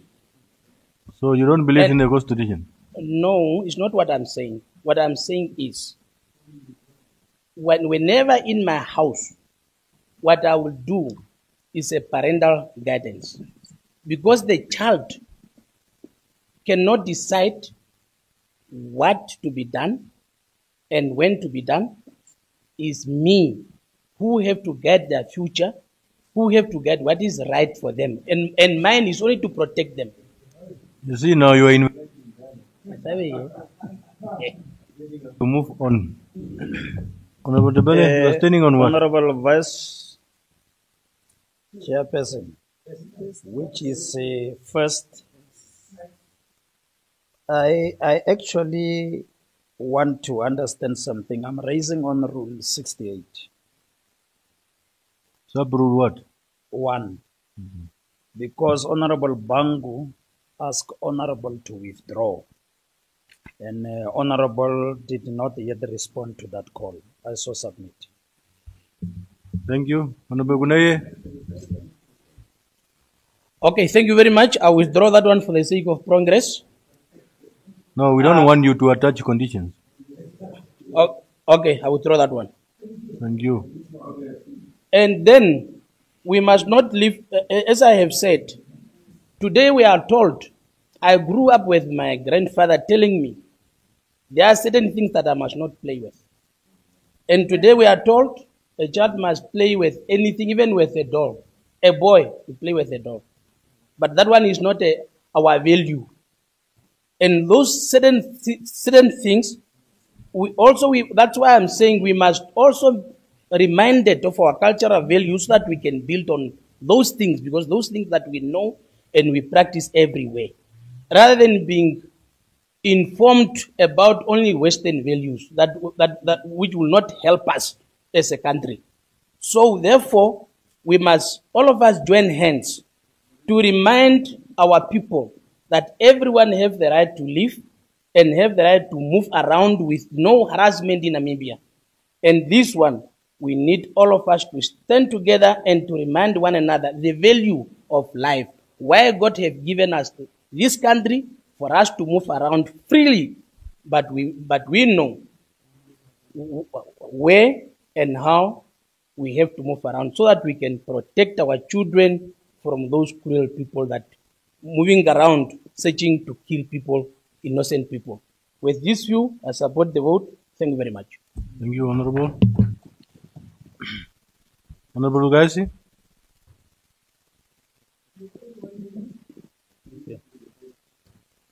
Thank you, Honorable First Chairperson of the Committee of the Whole Council, Honorable Members. I rise to support first the bill of the vote, gender equality and child welfare. My concern is mostly of the activities are gender-based, either men or women, while the concern vote caters, or the ministry caters for people with disability also. So there is less involvement of people with disability, and their concerns are not really heard. So I would mention few of the things. For example, with this budget, or they should start including in their budget the issue of translating the Constitution of Namibia into a BRIM, so that those who are visually impaired can at least, there is that outcry, but since there is nothing involvement of institution, so that the ministry could start hearing the views and how the people with disability in their categories can be assisted. I hope they should start, the ministry should start the mobilization, looking into the institution, looking after people with disability. We have done much with women empowerment, with gender, but we are a little bit lacking with people with disability. So, Honorable First Chairperson of the Committee of the Whole Council, I so submit, I support the bill. I thank you. I support the vote. Any further discussion? Honorable Kamburute and then Honorable Bangu.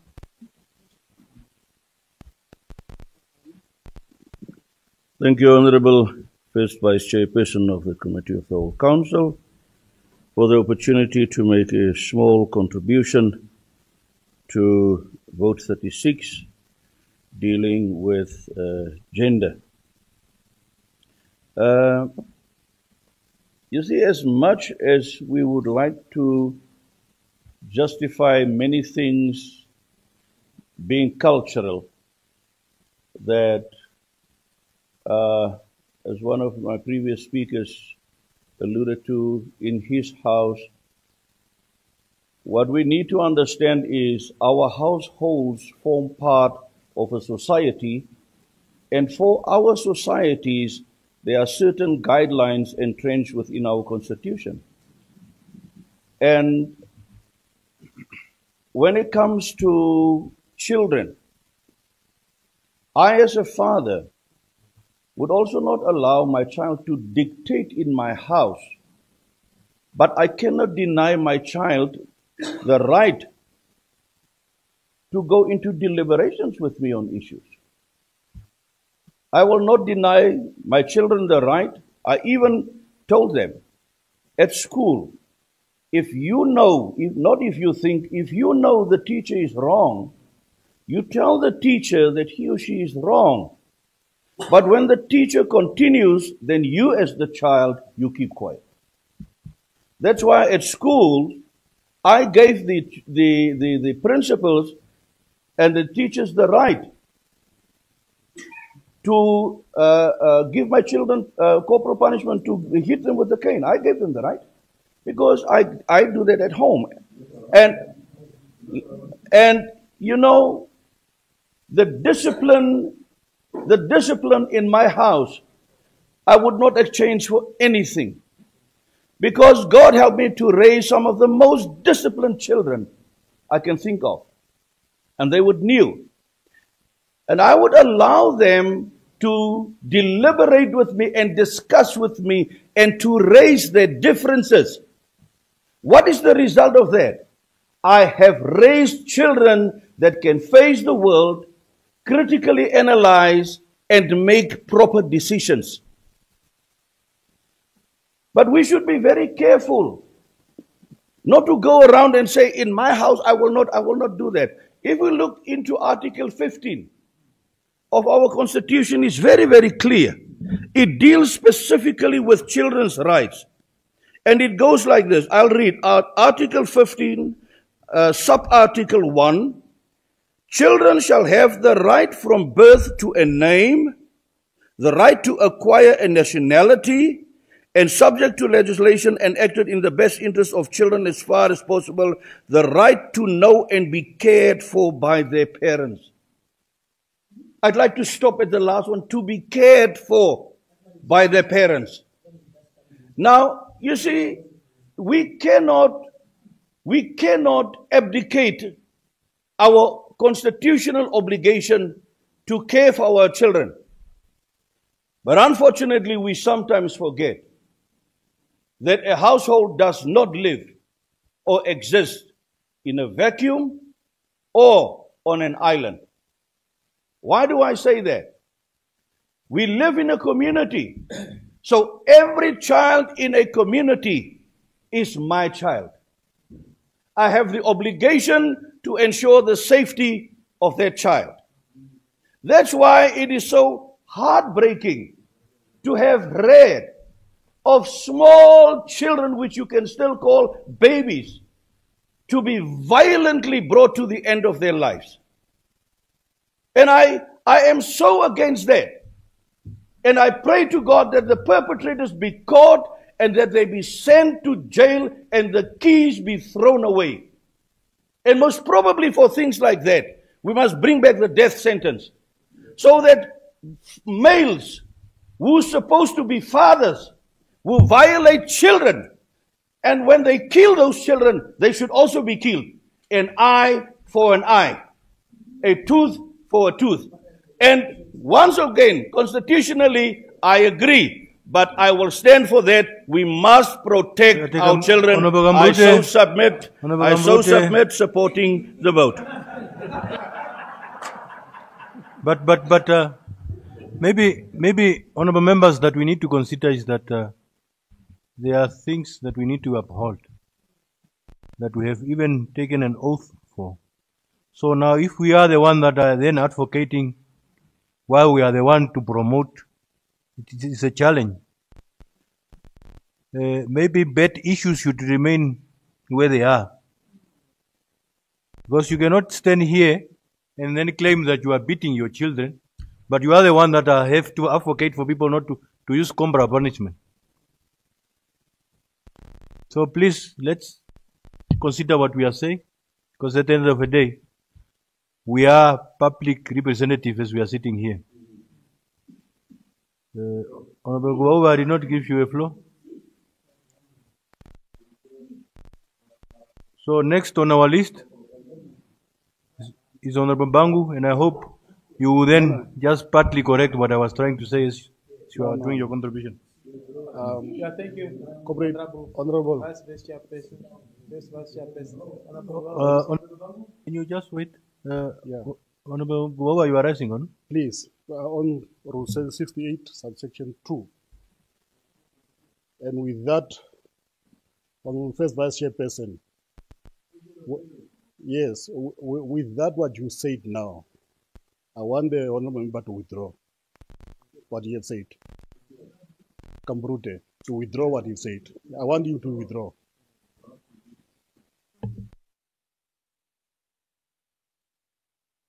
Honorable First Vice Chairperson, I just don't know what the Honorable is referring to. What is it that he wants me to withdraw?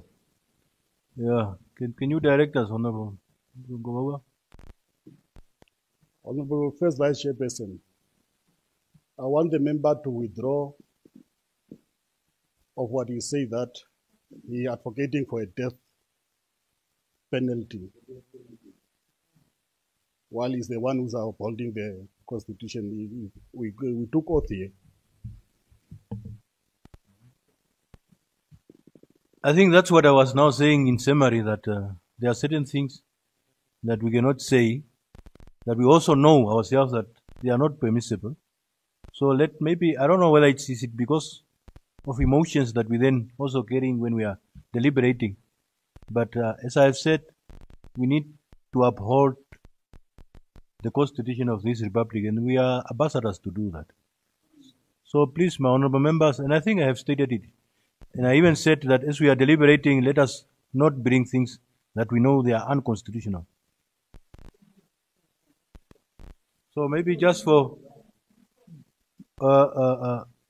Honorable Guava, are you not satisfied with what I have said?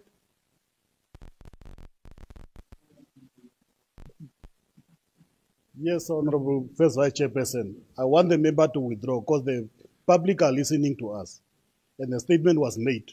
Can we just withdraw with your submission that you say that certain statement must not be used in this parliament? Please. Thank you very much. Honorable Kambrute.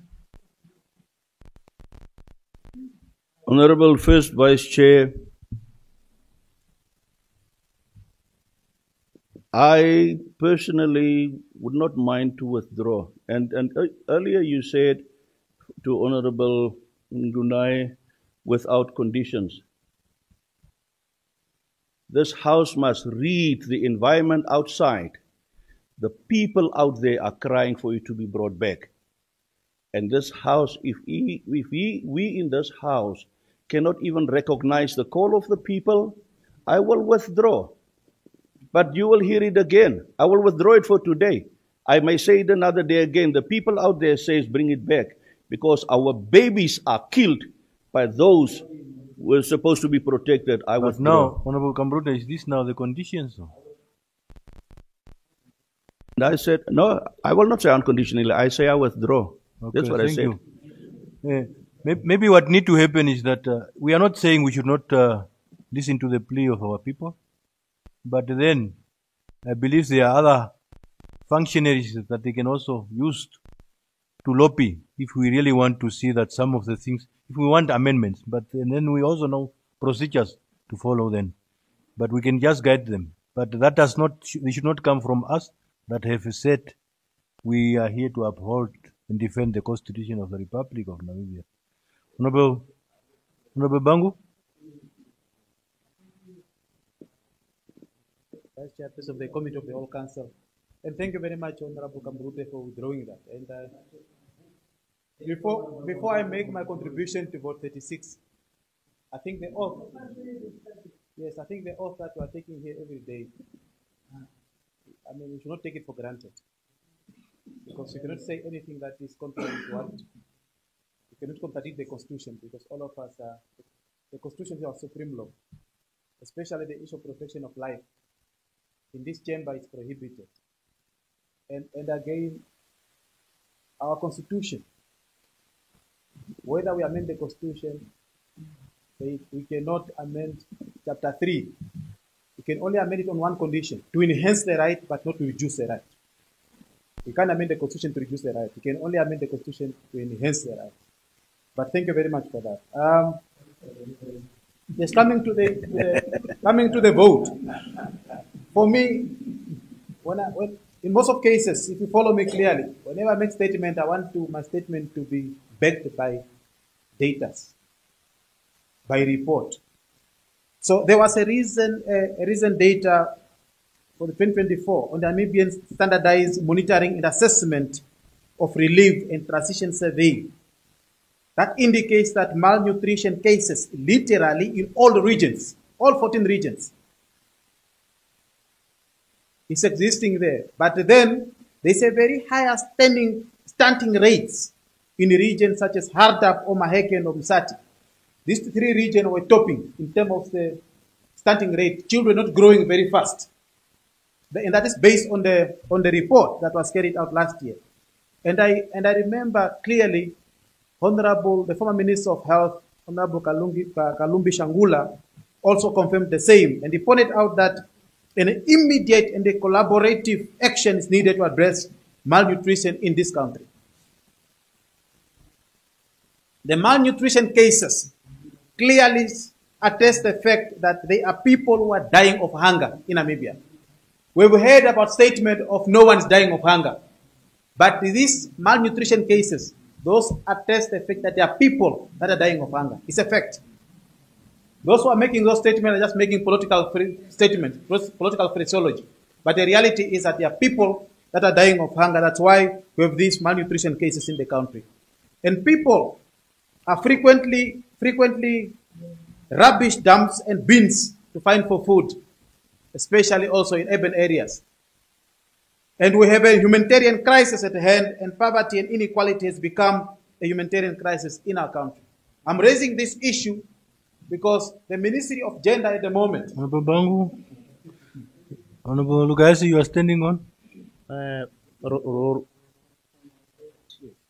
Just a point of information. Okay. The Ministry of Gender is now not dealing with social welfare. Social welfare is now under the Ministry of Finance. So all grants and supports are within, the directorate have moved to the Ministry of Finance. So it's only in that, just a point of information. Thank you very much. Thank you. Honorable Bangu, can you continue? It's out of order. I have engaged with the Minister of Gender. The old grant is now the Minister of Finance. But the issue of gender is still there. The child grant are still with gender. So at the moment now, at the moment, all of us here in our constituencies, there is a backlog of application for the grant. And I fully agree, even himself, Mukayezi, there is also a backlog of application for this constituency, the Minister of Gender. Some of them are 3 years back. There's still no approval. And it's nothing. It's nothing in agreement. And I'm saying, my message to the Minister of Gender is, my message to the Minister of Gender is that at least, no, but the backlog is still there with them. The application is still with them. They must be addressed. They must be addressed as a matter of urgency because there's been that delay. Yes. And then I engaged the Minister of Gender with discussion about also this conditional basic income grant. Then I said, please extend them to rural areas. And I'm happy that she's also in agreement. She also understands that I think it was a bit selective. The program was a bit selective. And she's not in agreement. I'm just appealing to her so that at least she can also walk a talk and roll it out also to the rural areas as a source of meat. And I support the vote. Thank you. Thank you. Any further discussion? Any further discussion? Any objections? I see none. Agreed to. I shall now put vote 38. Water and Marine Resources with 956,475,000 Namibian dollars. Any discussion? Can we then get the list first? Honorable Munkalongominya, Honorable Munjinji, Honorable Birkes, Honorable Isaac. There was a hand there behind. Or is it the only? Okay. Not order for now. And then Honorable Jambula. Yeah, thank you very much. Mine also will be very brief as we are running against time.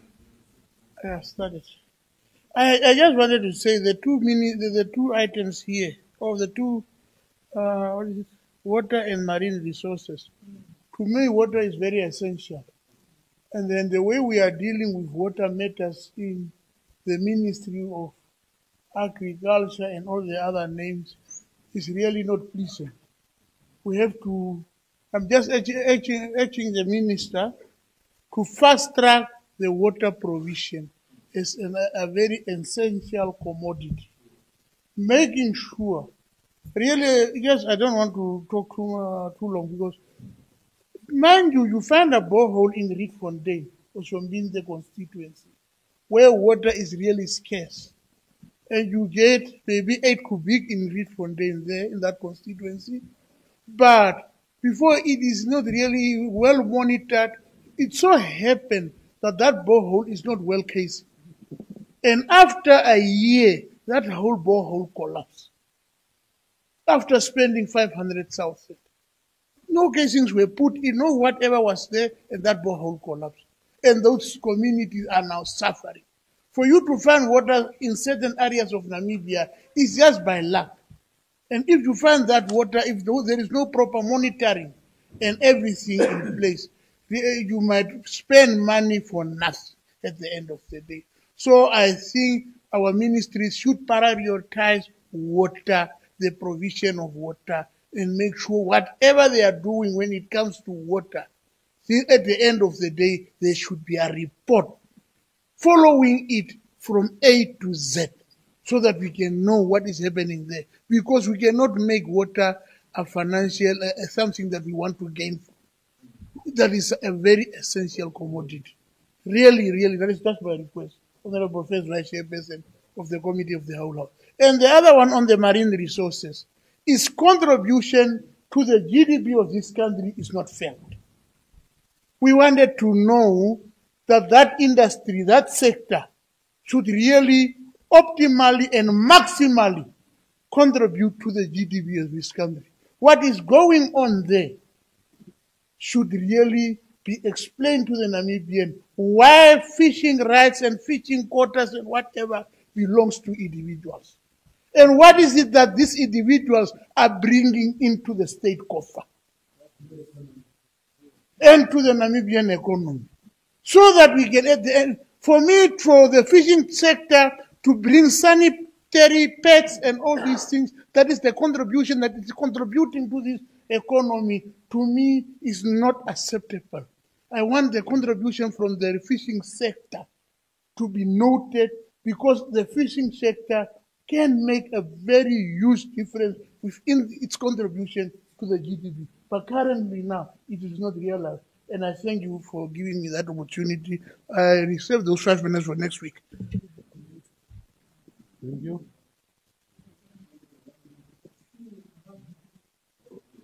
Honorable Birkes. Sorry, Honorable Birkes. Amunjinji first. Honorable Amunjinji. Yeah, thank you very much. Honorable First Vice Chairperson of the Committee of the Whole Council, Honorable Member, I rise to make a contribution to vote 38. Yes, 38, which is water. There is a saying, all of us here, we can survive without love, but we cannot survive without water. First and foremost, I want to thank the Minister of Agriculture for assisting Oshana Regional Council to excavate 11 FDM year back 2024. And this was supervised by Oshana Regional Council and they were completed on time. Last year, a tender was also given to a certain contractors to excavate 8 FDM in 7 constituencies in Oshana region around September. But up to now, so far, it's only 1 FDM that is completed.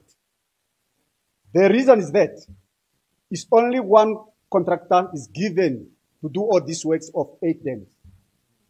And the other problem is that the person who is supervising this work is from the headquarters here in Windhoek, monitoring from a distance. How can you monitor a work in a distance? Therefore, I have a problem with the work just given, the magnitude of this work, given to 1 contractor and monitored from Windhoek. While we have got capable and committed people that can also do work in Oshana, that can also supervise the work in Oshana, so that this work can be done and completed on time. Honorable First Vice Chairperson of the Committee of the whole Council, Honorable Member, in this budget, I think it's not ready enough because I want to see additional fund to this budget for the realization of more excavation of FDM in the region where FDM can be done, more drilling of boreholes, and also the replacement of 8 water infrastructure in the regions. There is a lot of wastage of water because some of the water pipes are very old. They need to be replaced. And again, some of the water pipes are very small. They are no longer able to cater the growing population in the constituency. Those small water pipelines need to be replaced. In addition to this, when it comes to the marine resources, truly, I'm not really supporting the idea of giving quotas to individuals because this is benefiting the few people. I want to see quotas allocated to 14 regions. All 14 regions should have got a quota to boost their budget so that we can be able to support unemployed graduates from various institutions, especially the apprenticeship trains, internals, and graduate internals. Like this year, all the institutions, they are given to take a certain number of youth that are unemployed. But the budget which is in the institution, either in the regional council, there are very few to take 15. There are very few to take 25 for the internals. But if the quotas are given to the regional council, we can able to employ these youth and also to train them. With those few contributions, Honorable First Vice Chairperson of the Committee of the whole Council, Honorable Member, I support the vote. Thank you. Thank you. Honorable Beekers.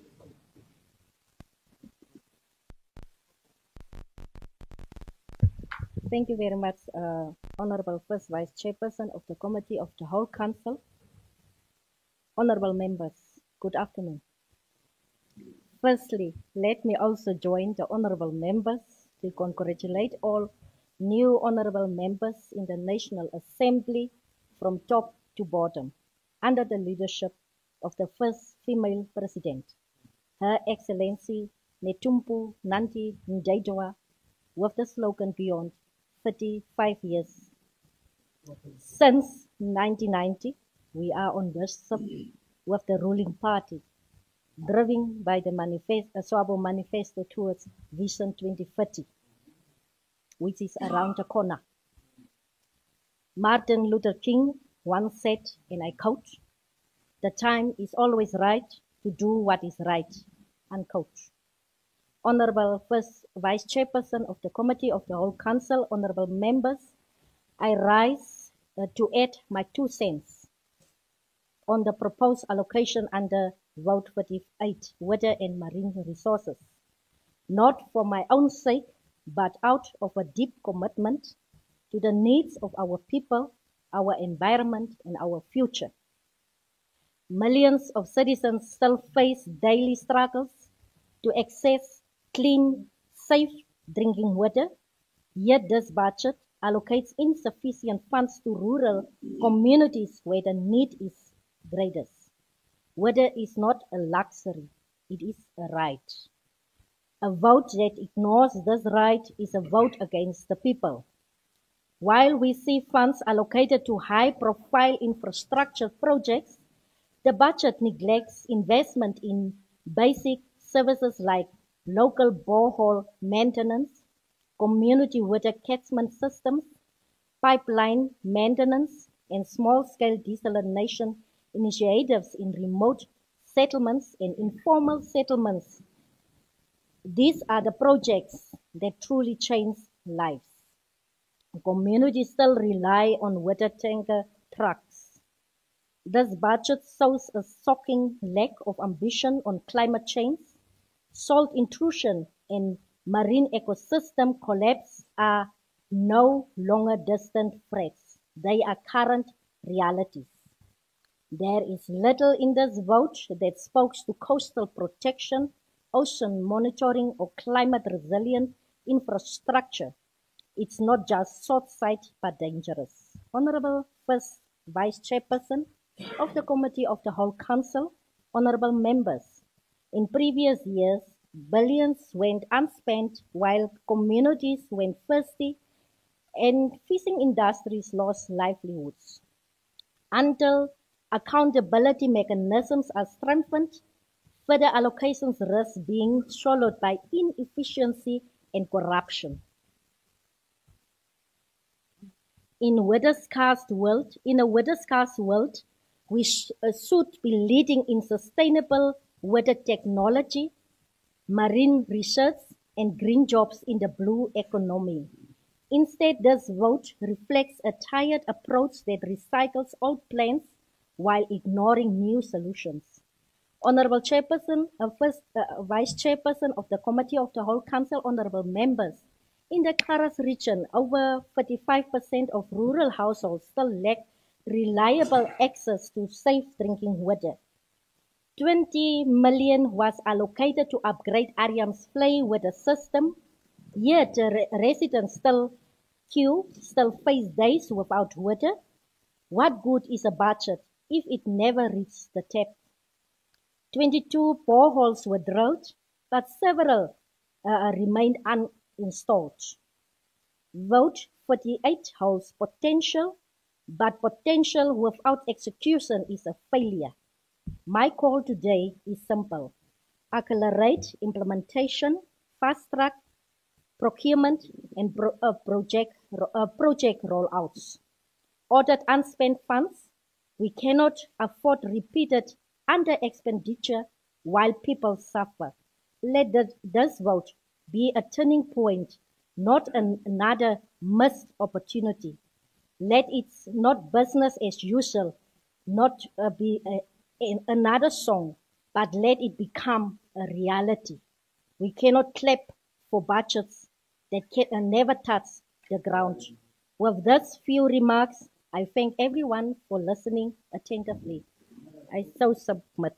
Thank you very much. Honorable Katura.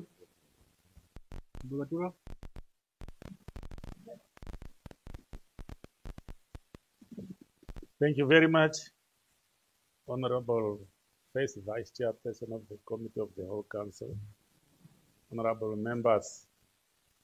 This vote is so crucial to speak about water. We know that water is life. A person's body mass contains more than 60% water. Every day when you are in this chamber, wherever you are, we are given water to drink. It's life. Without water, we die.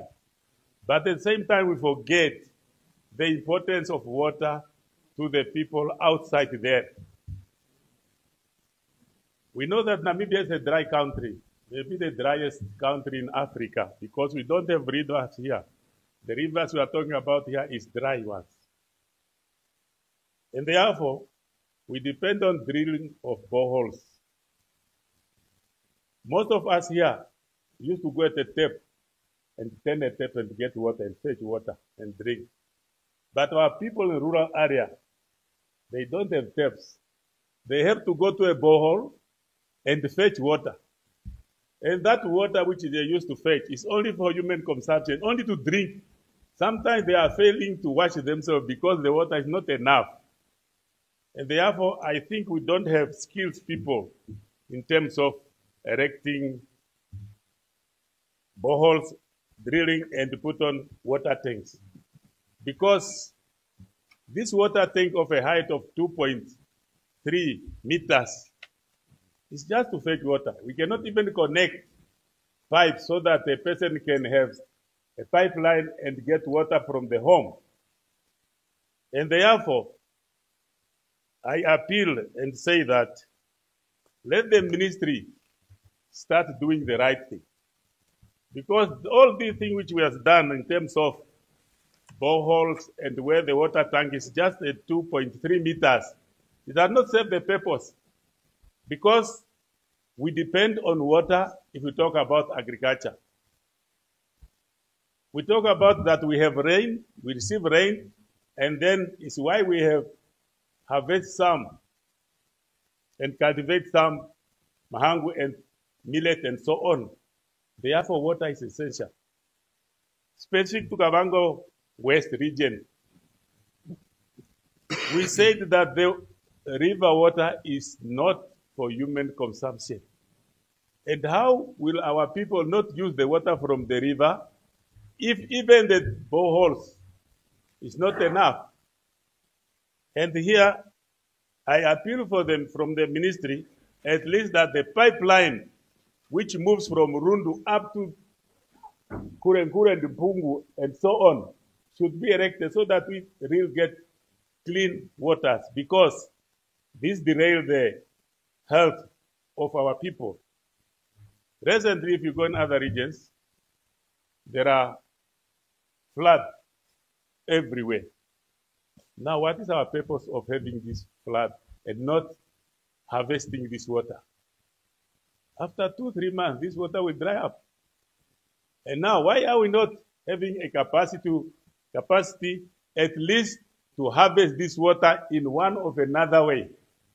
Therefore, I think this is very important that we have to go outside somewhere there, outside the box, and even additional skilled people who can really think out of the box so that we can have water as a permanent solution to our people.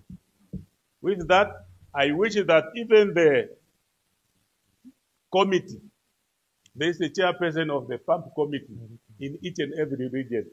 I believe this person could get something from the ministry or from the government, because he's looking after the community and is even controlling how community members can get water from the borehole. He's the one even collecting money, but they are doing it on a voluntary basis. But it's higher time that this person can also get something from the government so that he or she is responsible and can do the work from Monday up to Friday or every week. And with that, I so submit and I thank you. Honorable Simu.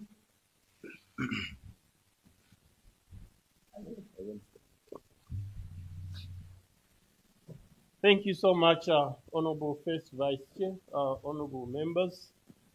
A reminder that I still have a built-in automated device for the velocity in the background. This is a very important vote that we are discussing, especially water. And everyone here knows that we have an aging infrastructure on water. in the whole country. And the infrastructure which is there, they were manufactured in India and brought here in Namibia 1992, somewhere there. Calculate how many years is that. And when one is broken, there's no way you can get any chain or either any part that can replace them. And it is therefore that we are appealing to the ministry responsible that at least there should be a makeshift that we should have to do in order to help our people to fetch water. For the first time when I came to Vindu, I could see people from Kavango struggling, pushing water on the road. I don't know whether you have realized that. And then it's high time that we really need to make sure that it's realized that people could have access to water at every distance that they can walk. I can talk of the water reticulation for Ngoma, Vukalo to Katima, Katima Mulilo to Sikanjavuka, Katima, Sibinda, Kongola, Makanga. All these things, they were planned to be done, but it is yet to be done. However, we appreciate the role of rural water supply that they are doing in the area. At least 80 boreholes has been drilled and installed, and then other 8 boreholes were drilled, but installation is lacking. So we really need to push so hard. And it is my appeal that we really need to work outside the box, even though there's no way you can work without a box. So the water that is traveling at Oceanas, why can't we harvest that water? I know there's a country somewhere in Africa who harvests the water from the rain. And I would like to, I know there should be a submission that should be done in-house, that agriculture committee should explore and see how can we harvest water so that when the rain is gone, we can still use those water. We know we are complaining of the aquifers that we have in Namibia, which is a non-go route. And there's a project that UNAM has initiated to desalinate water. Why don't government invest so much in that thing so that we should have water all over Namibia? With this, Honorable First Vice Chair, I know the budget is so small, especially for water, but there's no way we could do. So I submit, Honorable Chair, and support the vote. Thank you. Thank you. Honorable Jambula. Thank you, comrade. First Vice Chairperson of the Committee of the House. I would also like to add my voice on the issue of water. But I remember from the chair, my concern is over the excavation of Ethedem. The Department of Rural Water Supply should consider the excavation of Ethedam in Omtere and Orukonda constituency, Oshkoto region, at Omapopo area, at what thousand animals are being raised, but they are getting water from the water tap, which is very expensive. Having said that, the Department of Water Supply should consider to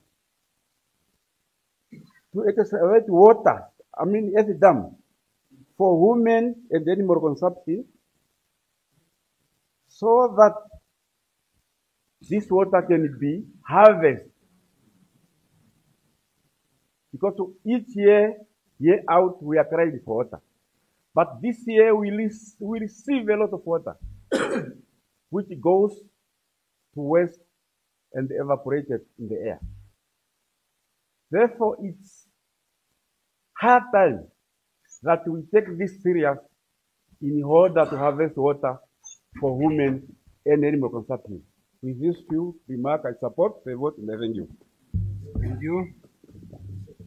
Honorable Isaac. And then Honorable Shipulo. Thank you, Honorable First Vice Chairman of the Committee of the Whole Council, honorable members. I will touch a bit on water the two regions, Hatap and Karas, is dependent from the underground water, which is from the boreholes. In specific area, in Kribion constituency, we are struggling for a very long time for south block. The underground water is not suitable for human and livestock consumption. And as a result of that, the farmers in that areas, they are receiving water from NEM water. And NEM water is operating on a cost recovery basis, as you know. And these people are not in a position to answer these payments. People are out, people are unemployed, and livestock numbers have reduced drastically. They cannot afford to pay these bills. And the bill is now standing over $300,000. I am humbly requesting the ministry, even the current Prime Minister is aware of this problem. It is coming along with this problem of Kribion constituency, so that this amount must be right off for the people. The other thing is, there is a pipeline which is supplying water from water to Kribion, or a pipeline.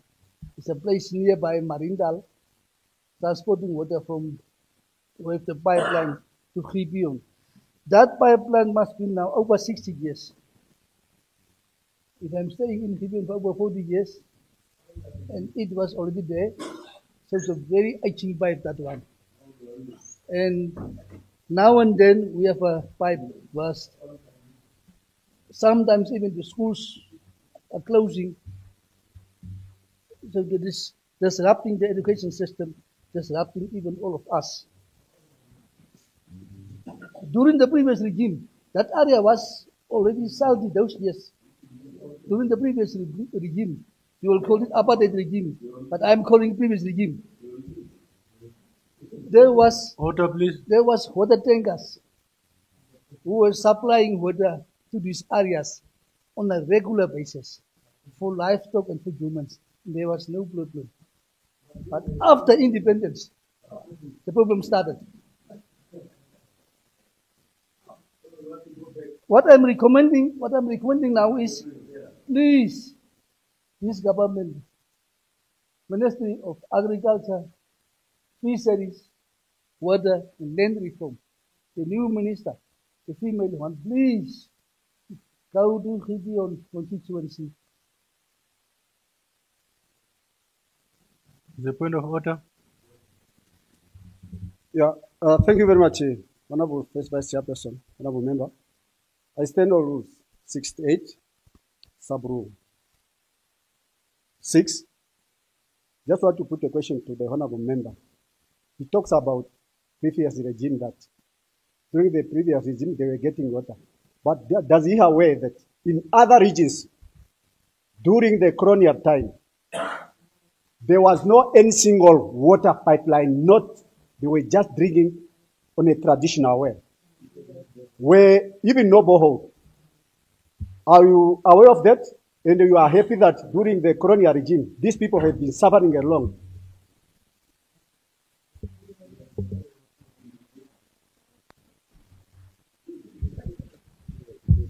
Honorable Isaac, do you want to reply? Thank you, First Vice Chairperson of the Committee of the Old Council. I will recommend that the government must provide. Do you want to reply? I will respond on that one. It's obvious. Provide free water to the people in these areas. And it is possible. It can be done. It can happen if there is political will. I'm also recommending to this government of the day that they must drill boreholes in the neighboring farms close to these areas and transport the water of a pipeline to the people. That is also possible. If you don't know, ask. I am around. I was already there. Marine resources. Marine resources. That is an untouchable area. I will not go there. That is only meant to benefit the elite ones, the well-connected ones, party allies, and the handclappers. So I could not go there.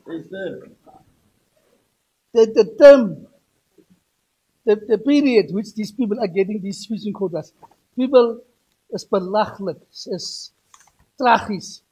Somebody is getting 20 years a fishing quota. 20 years. These people are benefiting for 20 years. The household, that family is benefiting. And we are not benefiting. So I submit without saboting the boat. Thank you. Honorable Without saboting the boat. Thank you, Honorable First Vice Chairperson of the Committee of the Whole Council, Honorable Members. I rise on vote 38, water and marine resources. First and for all, this is the water is the most important for life. So, like my Honorable Busiu have said, we have infrastructures on water on our boreholes, which is aging. Therefore, with this little budget we have, we request to be replaced so that it can save our members. Secondly, like he mentioned, Sibinda have benefited on Namwater pipeline. Namwater pipeline in schools and communities, I could say it's almost at above 70%. Therefore, the challenge is Namwater water is on cost covering and it's not for livestock. Mostly it's expensive. As I said last year, that when we have drought, at least Namwater should be subsidized because more than 70% of the community of Sibinda rely on Namwater and it's very expensive and now they'll start closing. So which means most of the people from drought are not going to be saved. I therefore call for the ministry to assess the situation whenever there is drought because cattle will come on water points and at the end of drought, it's where people start suffering. So we need for an attention in this regard. Honorable members, on drilling of boreholes, like Honorable Busiu have mentioned that 8 were drilled, I would like to register that I was very disappointed with the contractor who was appointed to Zambezi, especially to Sibinda constituency. We were supposed to drill a borehole at Shaile village, and then from the communication with the community, with the water point chairperson, it was found that according to him, to the report I got from the community, that the road was not good, which led to the area where it was supposed to be drilled. Since it was from Vendo, he drove back up to now, unless it will be reported to me. It's not yet back. We are struggling to get hold of him. So he's from Vendo. So this is a great disappointment that the community is still looking at me and say, Councillor, where are the contractor? So the other one is we are suggesting for salination, as Honorable Sihu have said, that the ministry could consult the UNAM so that it helps. Because most of the boreholes drilled in Zambezi, they are not fit for human consumption. Water is there, it's enough, but it needs to be salinated. So we therefore request the salination to be also assessed and be promoted to Zambezi region. Thirdly is the drilling rigs. You know, the ministry procured the drilling rig for assisting the drilling. But since those rigs were procured, we don't know them in our region. So we therefore call under this budget that at least this year they might support us so that our less budget in the region should go on the material rather than the drilling itself. So the other issue is the issue of the mini pipeline. You could find that there are few boreholes which are successful, and then when you drill another one, it's unsuccessful. We request that maybe a survey or research be done so that some people who are 3 kilometers, 5 kilometers from the nearby may be connected through a mini pipeline from there, so that the budget be decentralized to the region so that we prioritize areas to be connected to pipeline. And the other one is on water tank. One of the honorable members who is from the region, a minister, called me because the areas we really can't find any water, nice water or water for human consumption or for livestock. So he relied on Nam water pipeline, and the Nam water pipeline was not good. So the water tanker for Nam water sometimes is broken.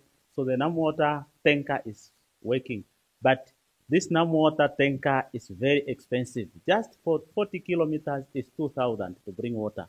So one honorable member, I think he paid it last month, 2,000 just to bring 10,000 water to his livestock when the pipeline is off. With this few contribution, I support the vote.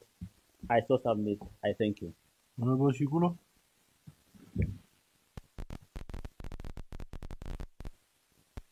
Thank you very much, Honorable First Vice Chairperson of the Committee of the Whole Council, Honorable members. My name is also, I will be very brief. I will start that we are talking about the crucial, this vote is very important. Water is life, as the others have said before. The regions of Omsati, Okunene, Oshana, Oshikoto, and Ohangwena continue to suffer lack of access of potable water and lower water pressure. Community and their animals walk long distances to the nearest water points. At the times, they find no water. In the process, some of the animals died.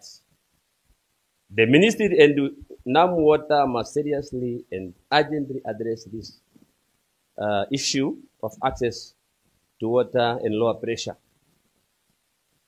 The repair and the maintenance of water infrastructure need serious attention.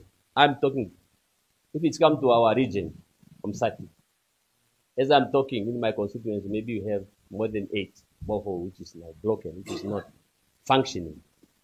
But whenever we contact them, either there's no fuel or there's no money.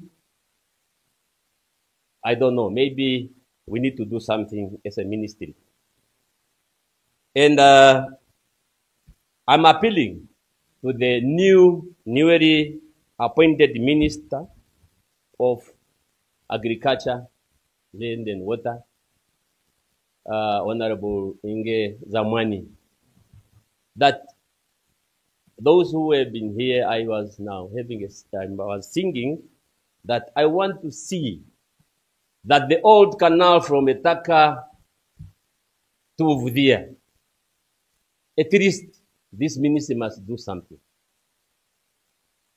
And I'm also proposing that why? Because I know that the distance from Etaka to Uvudia is a long distance.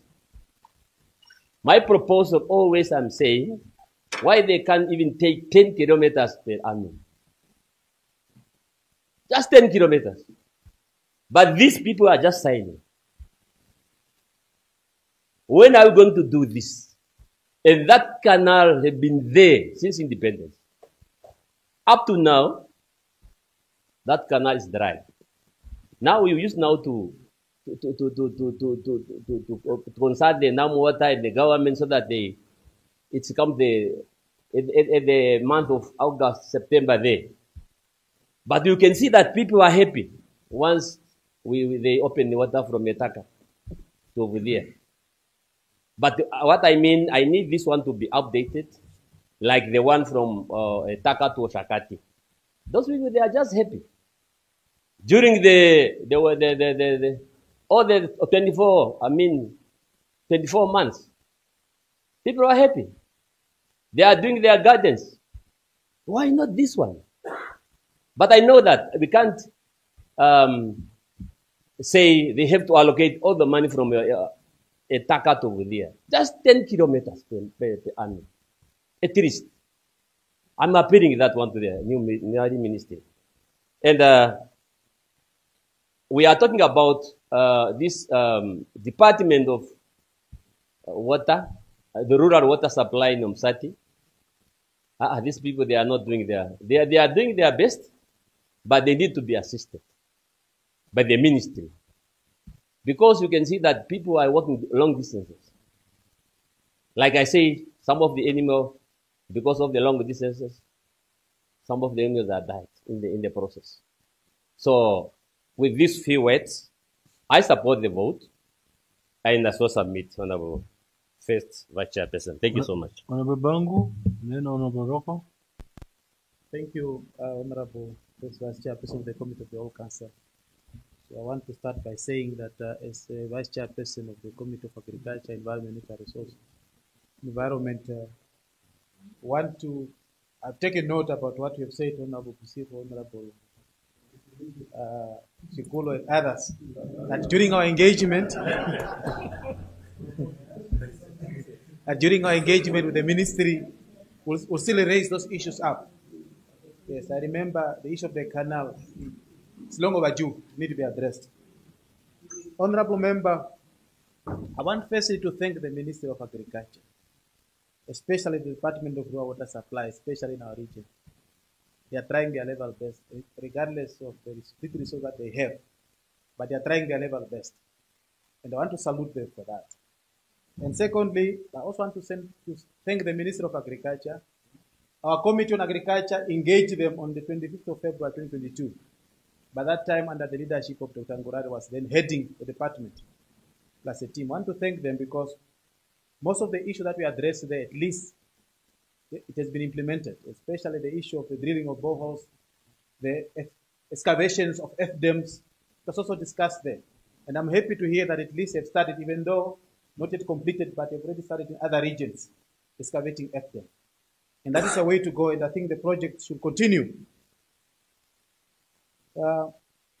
Honorable members, and in that meeting as well, the ministry promised, in fact, they already acquired through 2 drilling rigs, as well as 6 tanker trucks. But in our region, especially Kavango East, we heard about that drilling rig maybe in Kavango West. I'm not sure if it's working now because it had mechanical issues. We haven't yet received it in the region. And I'm appealing to the ministry. We also want to see that drilling rig now in the region. Because I think it was bought about 2 years ago, if not mistaken. Honorable members, for me, I like working with statistics. Namibia currently now is the 3rd worst country in the world with regard to sanitation. But that is a topic on its own. I will deal with it later at the right time. I want first to address the issue of water because my minute is already gone. The functional water point, in accordance with the statistics from the Ministry of Agriculture, as of 2022, stands as follows. Oshikoto, Umsati region is topping with 1,500 water points, according to the statistics of the Ministry of Agriculture. Followed by Oshikoto, 950, followed by Kunene, 700, followed by Zambezi, 639, followed by Erongo, 425, followed by Hardap, 400, followed by Kavango West, 279, and Kavango East, 277. I left out Oshikoto, Ochizonjupa because the statistics of Ochizonjupa is even very much higher. Now, on the basis of the statistics, which is with the Ministry of Agriculture, clearly you can see the number of boreholes or water point in Kavango East is a challenge. And I'm appealing to them, please, the ministry must put in more effort so that they can drill more boreholes there. Then the other issue, again, in the interest of time, is that the ministry must carry out a feasibility study to see for a possibility of establishing an artificial river in Kavango East region. Lucky enough, myself and Honorable Mbindi here, we're lucky that we helped the ministry in the drafting of the water regulations. And in that regulation, we pointed out very clearly that every household should have access to about 1 kilometer to a water point. Every household, at least a minimum, it should be 1 kilometer to the water point. And we're appealing to the ministry that a lot of resources need to be invested in this. But I'm worried that this budget for this year for water and marine resources is not enough. Because last year, water alone received 1,038 million, and now this year, Water and Marine Resources, the budget has been reduced to 956,475,000, which is not enough. The money is not enough. So I'm appealing to the Minister of Finance, either maybe during a budget review, an additional 1 billion must be added to this department, because both water and marine resources are very important components. And also, notwithstanding what the other honorable members have said, I also fully agree that regional council must also be allocated fishing quotas. Thank you very much, and I so submit and I support the vote in my minutes. Thank you, Honorable Gowa. And then, Shibwe. Thank you, First Vice Chairperson of the Committee of the Whole Council. Let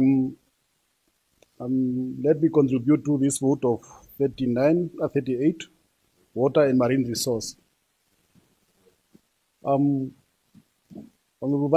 First Vice Chairperson, honorable members, I think I will be the full question, but the councillor is now here of Hobabes constituency. Hobabes constituency, honorable First Vice Chairperson, the dam is empty. And we know that we are saying that we receive rain this year. We receive heavy rain, but that dam is empty. And when you are in Hobabes, I can tell you from 10 p.m., the municipality is closing water until 6 p.m. Reason being, there is not enough water. And what is this reason? And I call upon the Ministry of Water, Agriculture, Water, Land Reform and Marine Resources. The reason hereby is now the surrounding commercial farmers that constructed their earth dams. So whenever the rain is raining, this water cannot reach Hobabes because they are now at the earth dam. And I call upon the ministry so that he can visit these commercial farms and they must demolish these earth dams in order for the town to have water. And I remember the previous Minister Sledven, we spoke about it, and he even agreed and say that it's illegal for the commercial farm to construct earth dam in their commercial farms without the consent of the ministry. But this is what is happening. So, and I call upon the ministry to act fast in that matters. The other issue that I can support, I see that the honorable members are not supporting it, but I also support the honorable Amunjenji. And I remember in our house here, we spoke tooth and nail. And we say that the quota, the fishing quota must allocated to the regions in order for the regions to benefit from there. We should not allow the fishing quota to go to an individual. And I support this mode that let the fishing quota allocated to the regions so that the region can benefit the people in the regions. And I want the new minister that is appointed now to act on this call. And he must even go and look at a strategic that was now put by the former minister that is now arrested or that is now innocent, Honorable Hengari. He was having a vision with this issue of the marine resources. And I know if you happen to copy from him, we are going to act and these allocations are going to be given to the region so that the region can benefit, not to individuals. I so submit. Honorable Shimi.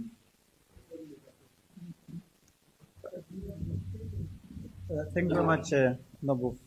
First, the Vice Chairperson of the Committee of the Whole Council. Now, mine is just a short observations that many of the honorable members are talking about the excavation of the earth dams in rural areas. But the question is, our procurement budget or committees, unless they will come up with another good strategy on which time the excavation of the earth dam is going to start. But if it's this period of November and December, it's too late.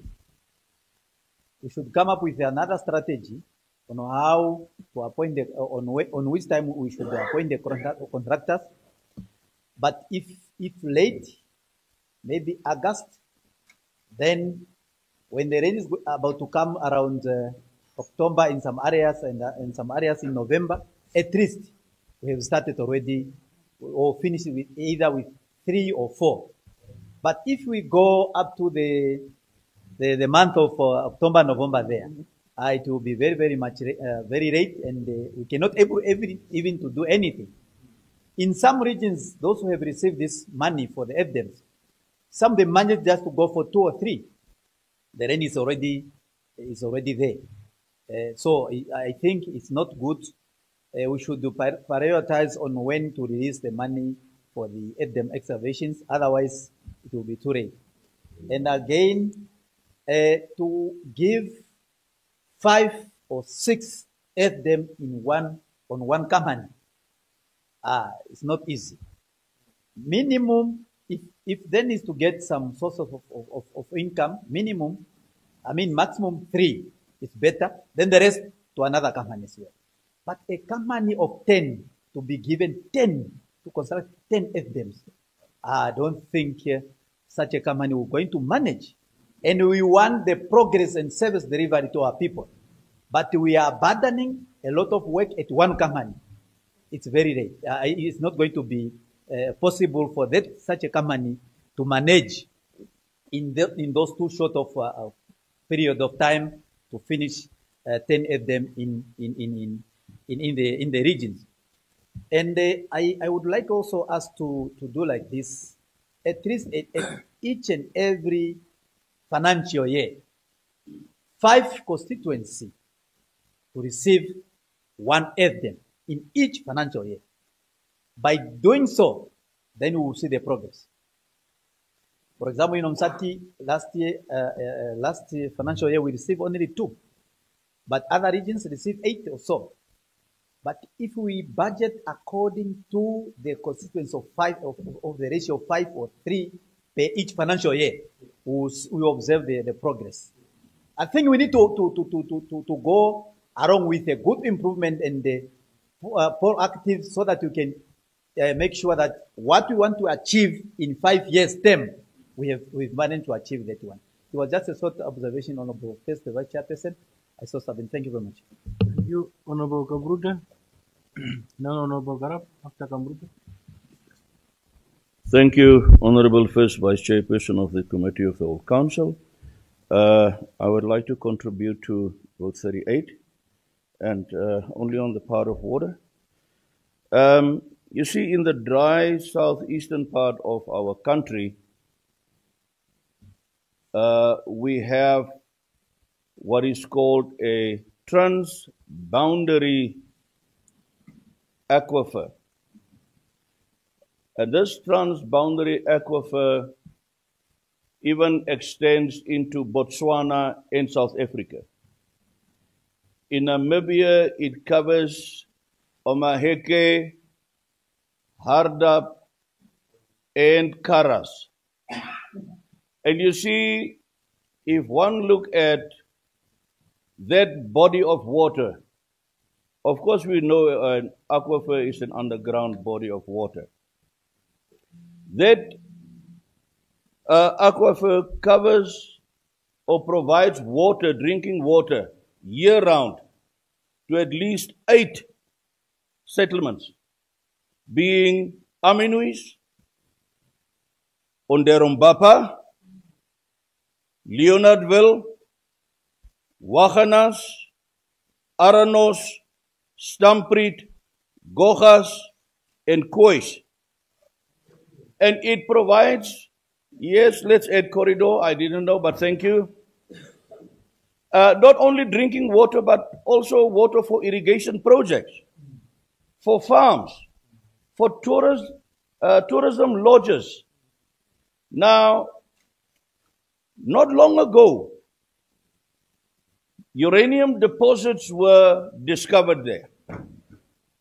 At the Water Symposium earlier in the year, I spoke about this issue. And there were high-ranking people that were not very happy when I spoke about that. Because I know they've been taken overseas on fully paid trips to influence the decision to have these uranium mines approved. Now listen very carefully to me. You know, 95% of this groundwater is used for farming and household consumption. But it is disturbing to see that 3.3 million hectares of land is already covered by EPLs. Knowing that this water is there, we knew the water was there before we discovered the uranium. That means about 53% of the area that's covered by the transboundary aquifer is covered by EPLs. And it is said that there is a group that pushes for this uranium. Yeah, we need economy, but we've got more uranium in the western side of the country than over there. Why don't we concentrate there and preserve our water, which we say is so scarce? You see, the problem is what they intend to do is to use what is called in situ leaching process. Honorable Kara would understand better than any of us. It is where you drill a hole, you have a solution that you pour into the hole, you extract it after it has dissolved the uranium, but it's not only uranium that's there. There are other heavy metals there that's also being dissolved by that leaching. And the problem is you cannot track the path of that solution. You cannot say it will start here and end there. What does it mean? We may dissolve other heavy metals which may infiltrate the area and contaminate the water. And I would really like to call on our government to be very, very cautious when it comes to allowing mining in an area that covers such a, where water is that covers such a huge area. Omaheke, Hardap, Karas, Botswana, South Africa. Is it really worth it for the few pennies that we make on our international mining agreements to contaminate our water? I would really caution our government to be careful when we negotiate that. I so submit. I hope we could get more time to talk about these very important issues, but I so submit without supporting the vote. Thank you, Honorable Gara.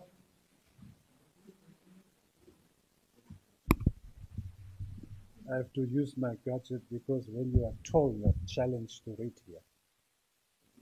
Honorable First Vice Chairperson of the Committee of the Whole Council, honorable members, allow me to extend my congratulations to Her Excellency, President Netumbo Nandi Ndaitwah, on her historic election as the first female president of the Republic of Namibia.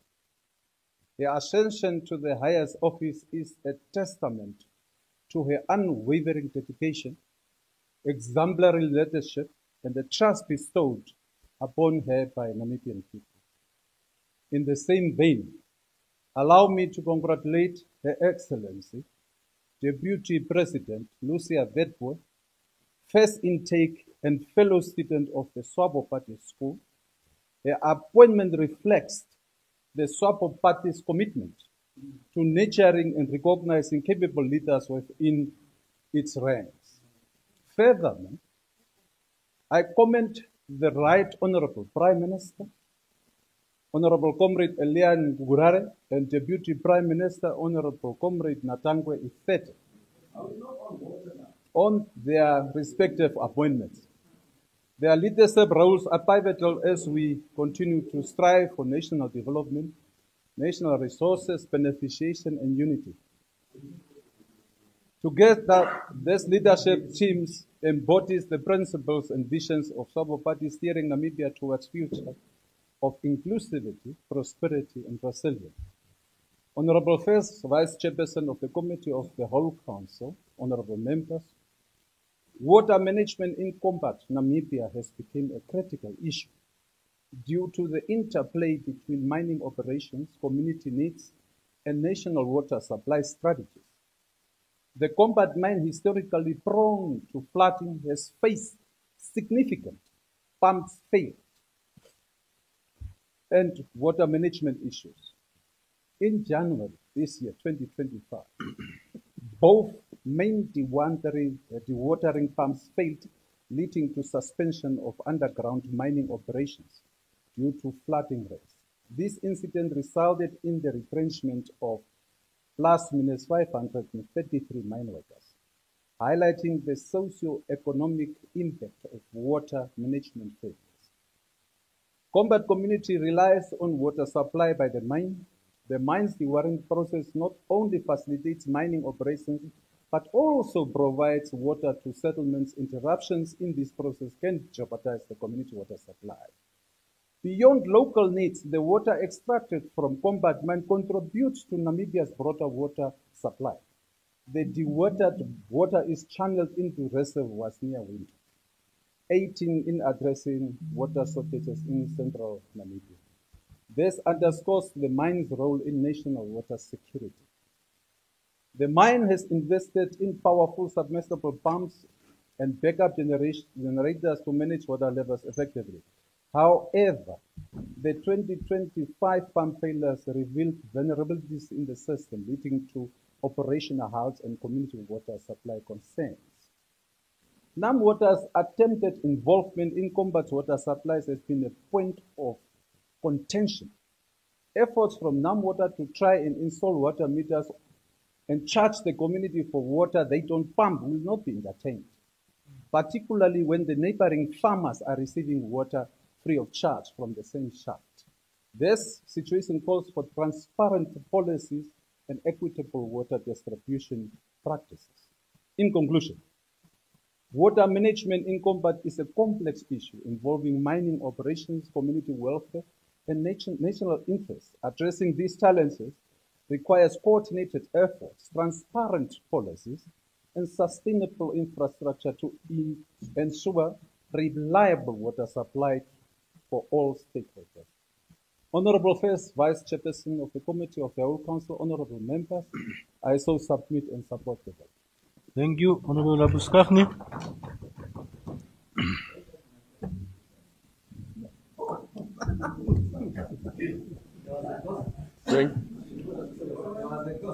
Thank you, Honorable First Vice Chairperson of the Committee of the Whole Council, that I address you correctly. Honorable members.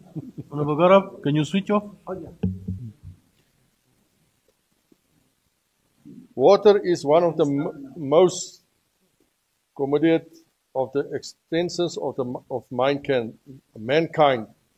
There is no way that a human being can live without water. Yet mankind can live without luxury.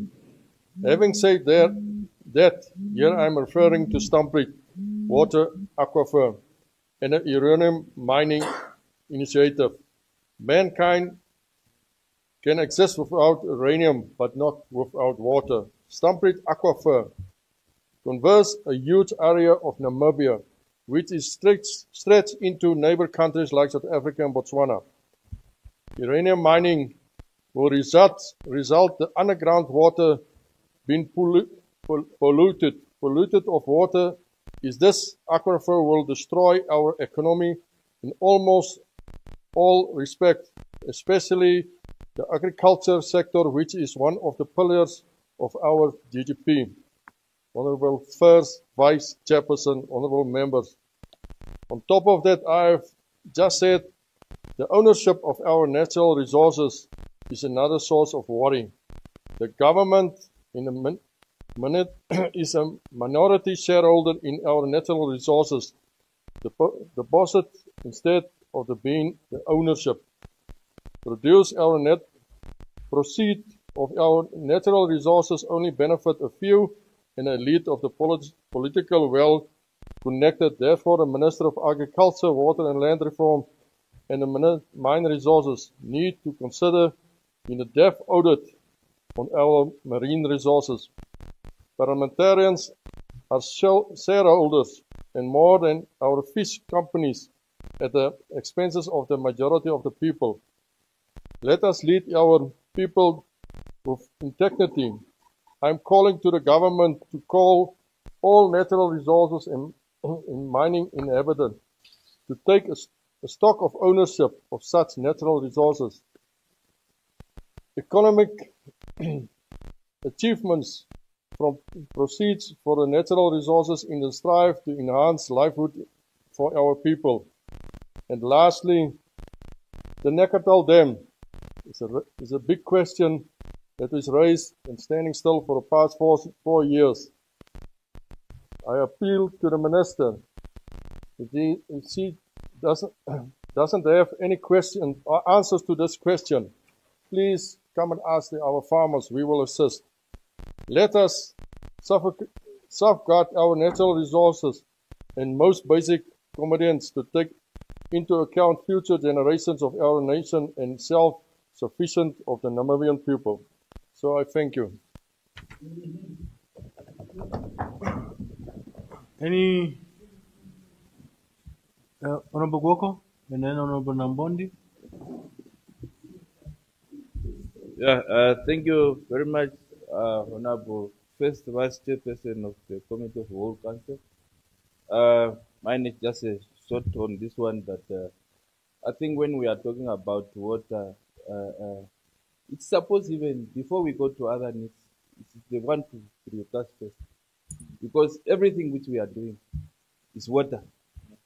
Either food we eat today is without water to mix there, you cannot have food. And also, every day you have to drink. And plants and everything we are survived from water. So, the way how we did with education, I thought that is how the ministry or the government will do with water. First, to make sure that the whole Namibia get water. And if we omit water and we go ahead with other needs, really things will, although we want us to go further or to prosper, to have a better, a developed country, without water we cannot do anything. Having said that, Honorable Chairperson, First Vice Chairperson, yeah, I think that this money which is here is not enough. I don't know those who was advising or draft this, they looked at what. So I'm requesting the ministry, and hopefully lucky enough that the head of the administration of the government of the day is a person who having a know-how of water issue. Honorable Prime Minister Gorare. Honestly, he have to look at this one. Everywhere, everyone is crying of water. So any diversion, any intervention, we have to look to provide water first. The other thing is also that we are talking about earth dams in the regions. Today, since yesterday and today, we talked some bills and which is scraping councillors from to be part of. But when you see here, technocrats, they even forget that what time we have to come up to excavate earth dams. What the chief whip have said here is very clear, 100%. But on that board, if there was a councillor who knows what is happening on the ground, he could just advise straightforward that let me do this and this, and you cannot even give 5 SDMs to one contractor. What are we saying? It's wrong. I think that the minister here really have to relook. I know that she's new.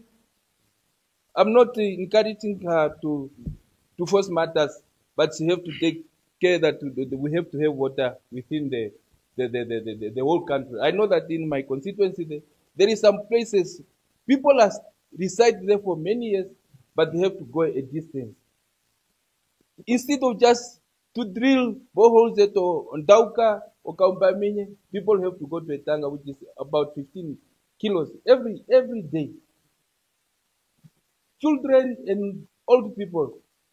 So I'm encouraging that the minister have to make sure that at least the whole Namibia have to be covered with water first before we go to other needs. The other thing is the this marine. People have eaten a lot for 35 years. Let me change direction. Yes, regional council must, these things, whenever it's coming to the regional, the 14th regional council. So those, all the inhabitants, they will taking a benefit from there. But if we took only for Lukaisi and Chimtambo here, it will not. People will not benefit. And this is the resources for the whole nation. It's not for those individual people. So, Honorable First Vice Chairperson, I think that really what we discuss here will be taken care by those who are responsible, and this money is not enough. So I'm requesting that we have to considerate of supplying or make a provision of water to our people within the country. Thank you. Honorable Nambondi, thank you. Thank you so much, Honorable Honorable First Vice of the Committee of the whole House. I just only observed some things here regarding to the price charged per borehouse. Honorable Kazongo narrated one day here that their constituency, company used to charge from up to 500,000 per bowl.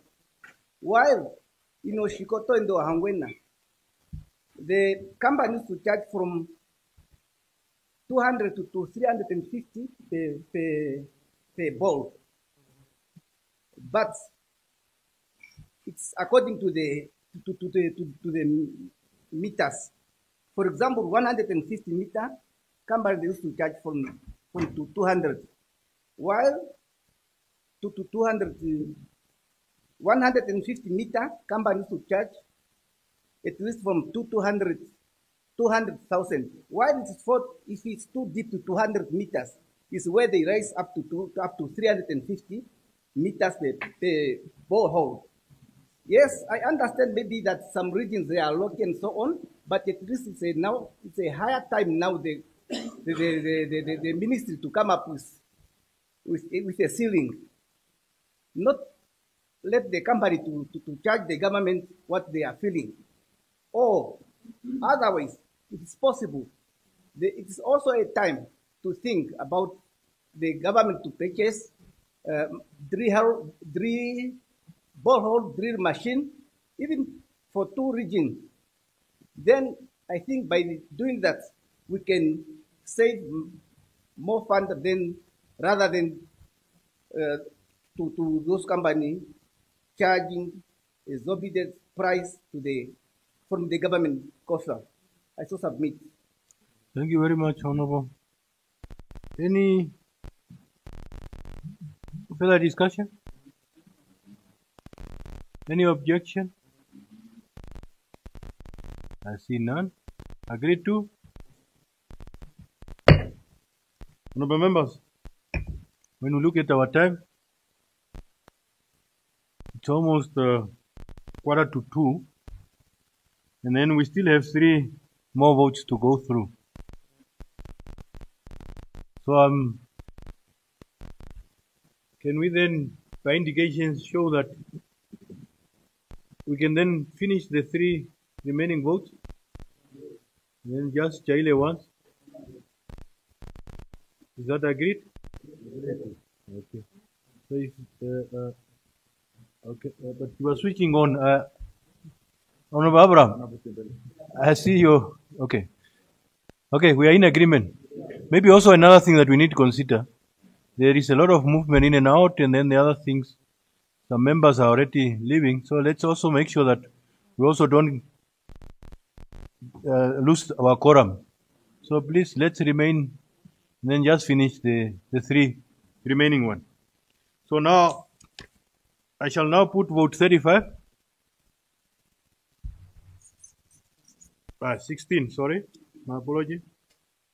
I shall now put vote 16, justice, with an amount of 400 94,091,000 Namibian dollars. Any discussion? Honorable Namunjinji? You see, this Ministry of Justice is for the habit of our standing committees. So, thank you very much, the first vice chairperson of the Committee of the Whole Council, honorable member. I just want to make a very small contribution to the Ministry of Justice. There is again a say, delaying justice is denying justice.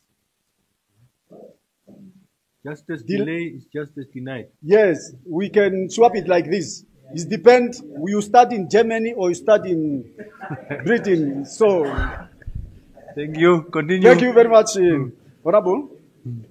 So, I think the Minister of Justice, they need to appoint more magistrates to deal with more cases to avoid postponement so that cases can be finalized on time. Because some cases are postponed because the magistrates are not there. And some cases are very small that should supposed to be finished on time. Again, when the magistrates postpone cases and not completed on time, it gives burdens to the Ministry of Home Affairs, Immigration, Safety and Security. Why I'm saying so? When these people taken, the case postponed, they have to be taken the police custody or they have to be taken back to the correctional facility.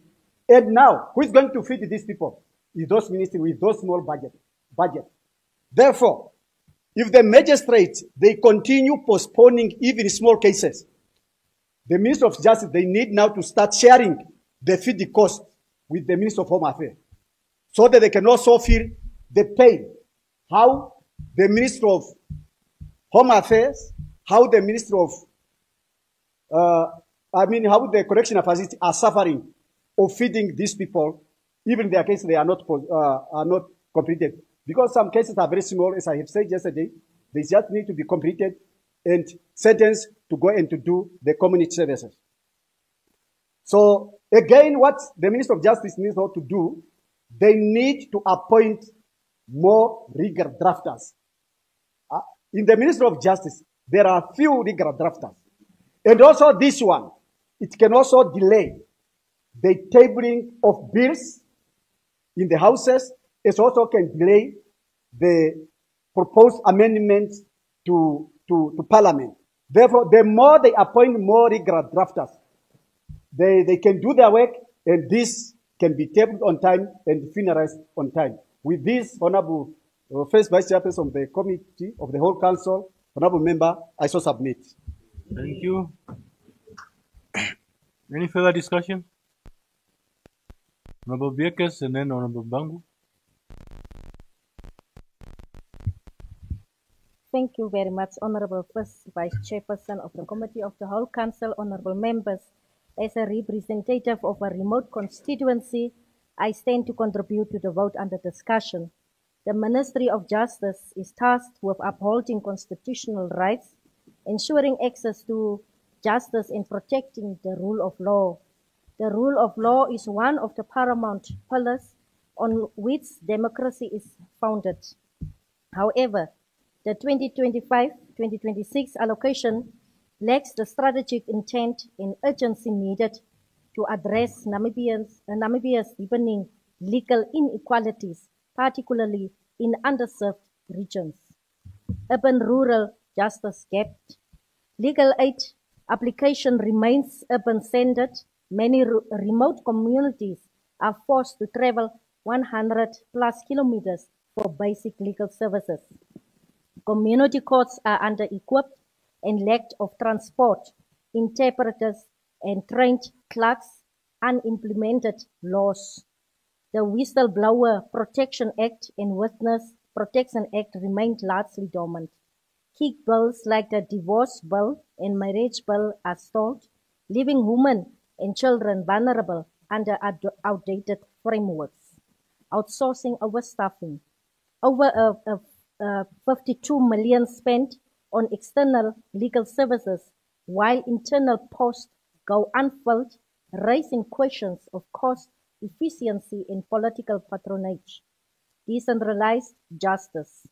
Establish mobile legal aid clinics for rural and regional circuits.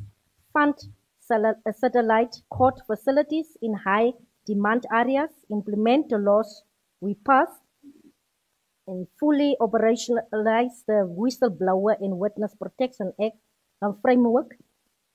Protection frameworks prioritize the rollout of victim-centered services in gender-based violence and land rights and corruption.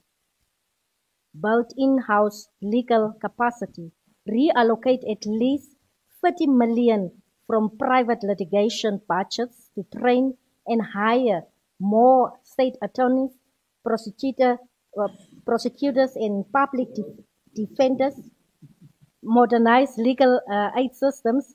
Invest in digital access tools, including a national online case tracking and legal advice portal with special design for low-band white rural areas where justice does not arrive. Injustice settles in. We demand a justice system that works for all Namibians, not just for those who live near the courts. And I thank you. Thank you. Honorable Bangu.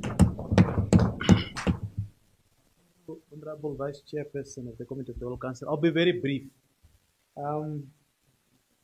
Number one is the issue of the convict.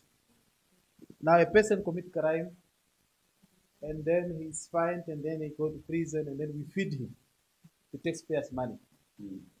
I have a different view. I'm suggesting that maybe the Ministry of Justice should enact a law that will compel the convict to participate in green scheme so that they can work and produce food. It's been done in other countries. Yes. So they can produce food and save their sentence by producing food instead of us continue feeding them again. And I think if we do that, it will also help us to, yes, it will also help us towards promoting even environmental sustainability, as well as providing also rehabilitative opportunities for the offenders. So that's one. And I want the ministry, my brother, Honorable Waisimani, to take this one very seriously. Let the convict work in order to produce food. And I think we can also be able to address the issue of food security, rather than just being kept in prison and then we have to continue feeding them again. And to some extent, the convicts are even enjoying. They're getting 3 meals.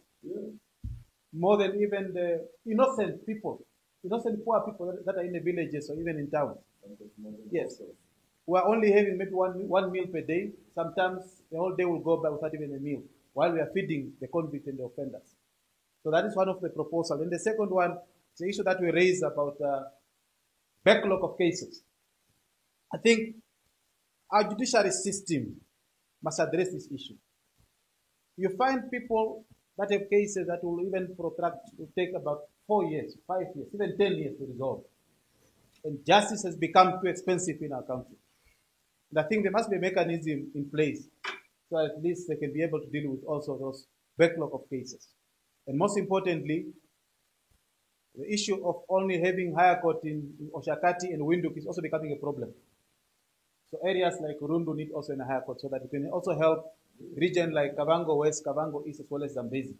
But traveling from Zambezi to Windhoek becoming also too expensive, or even Rundu to Windhoek becoming too expensive. Also, the shortcut mission on the vote, and I support the vote, and I thank you. Thank you. Any further discussion? Any objection? See none. Agreed to.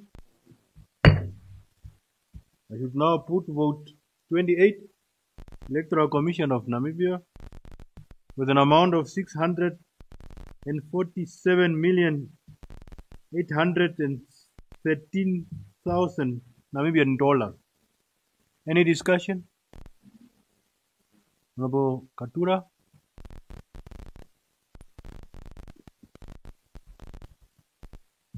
Thank you very much, Honorable First Vice Chairperson of the Committee of the Whole Council. Honorable members, I have only a few points to make. First one is about our democracy. Namibia is known to be a democratic country because of the elections. Every 5 years we go for election. Peace and stability is prevailing in Namibia. I hope they will continue doing that. Number two, I have a reserve for right to vote. I think ECN must also consider there are many people who were not given a chance to vote because they changed the process of registration, where some members who don't have IDs should not have witness to stand for them, and these people did not vote.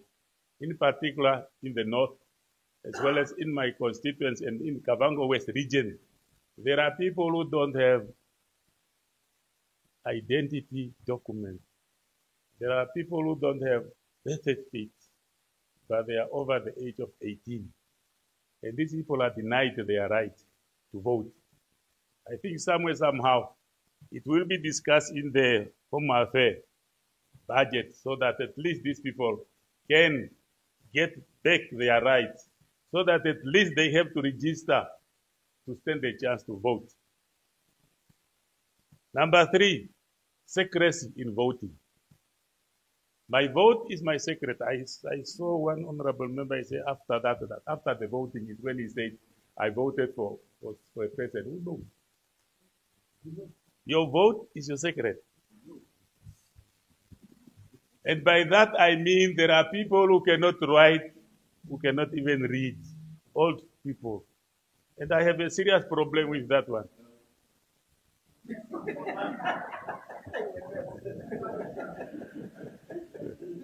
Continue, honorable member. He's teasing me now. Very good. These people who cannot read and write, but they want to vote, old people and everyone, some people. And before coming to the booth, they did not even enter the booth, the polling booth. And this person coming to help said, what will I do? And these people even showing the indication outside the booth that on which position or what party will he or she vote. And you find also the same people who want to help these people. He's voting, helping for up to 10 people in a row. It's not true. It's not correct. I think somewhere, somehow, we have to look at this thing. I don't know what ECN is doing so that at least the secrecy in the voting process should prevail. And also the last one is too many spoiled ballot papers. If you look at this point also, it's why sometimes the vote cast is reduced, even the percentage of people who have their vote to be counted, because education, sensitization must also be done throughout the year from each end so that at least spoiled ballot is reduced. With those, and the last point is, this is also a serious one. During the discussion of the electoral bill last year, we also proposed that why can't these two elections be brought together, fused together to make it one? During the Presidential National Assembly election, the regional councillor and local authority can also be done at the same time. Maybe for 2029 and 2030, it might also be a process because there are many advantages for this, where we reduce expenditure from the government side and also realign the government offices, in particular the National Assembly and the National Council. Honorable First Vice Chairperson of the Committee of the Whole Council, honorable members, I support the vote and I so submit. Thank you. Thank you. Any further discussion? Any objection? I see none. Agreed to?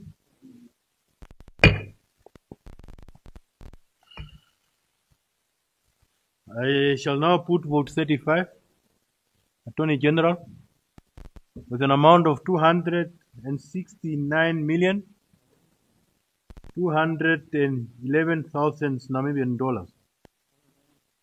Any discussion?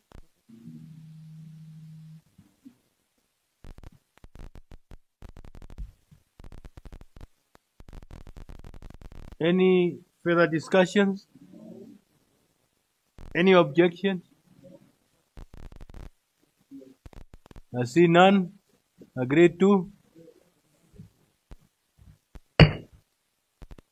Honorable members, I shall now report progress and ask leave to sit again.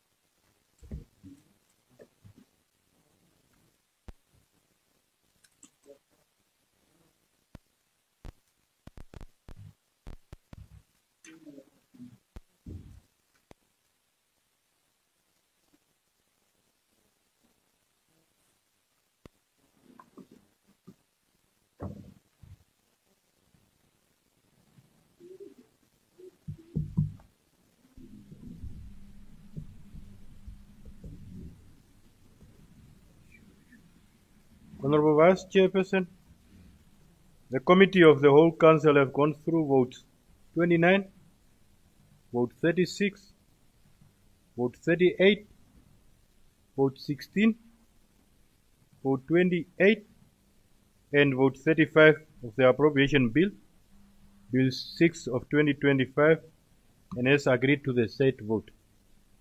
I now ask leave to sit again. Thank you. You may be seated.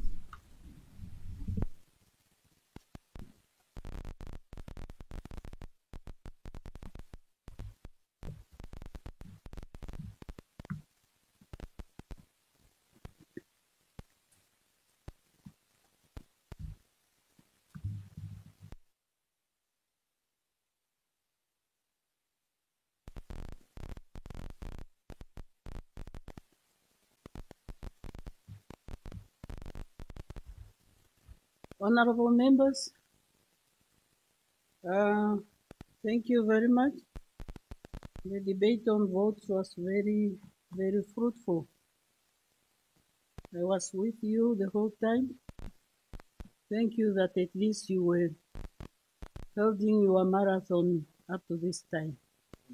Now with that, the Secretary will read the sixth order of the day. Debate on third reading, Roads Bill, Bill 5 of 2024. Any discussion, honorable members? Any further discussion? I see none. I now put the question that the bill be read a third time. Any objection? I see none. We agree to. Thank you. The Secretary will now read the bill a third time. Roads Bill, Bill 5 of 2024. Thank you very much. Honorable members, with that was the order of the day. And I shall now, upon this, also adjourn the House until Monday, 9:30 sharp. So the House stands adjourned.